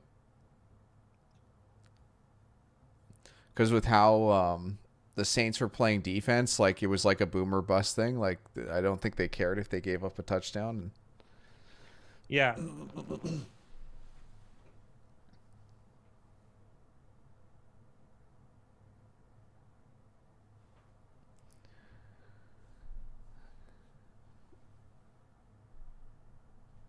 That's good, Michigan. Happy for you.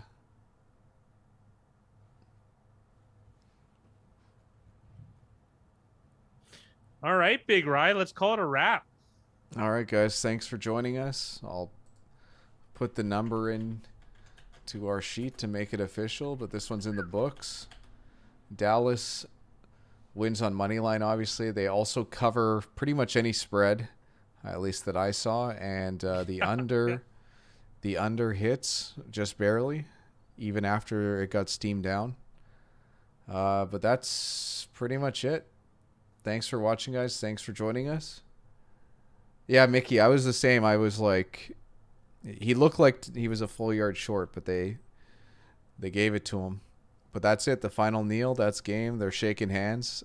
Thanks for joining us, guys, and we will catch you next time.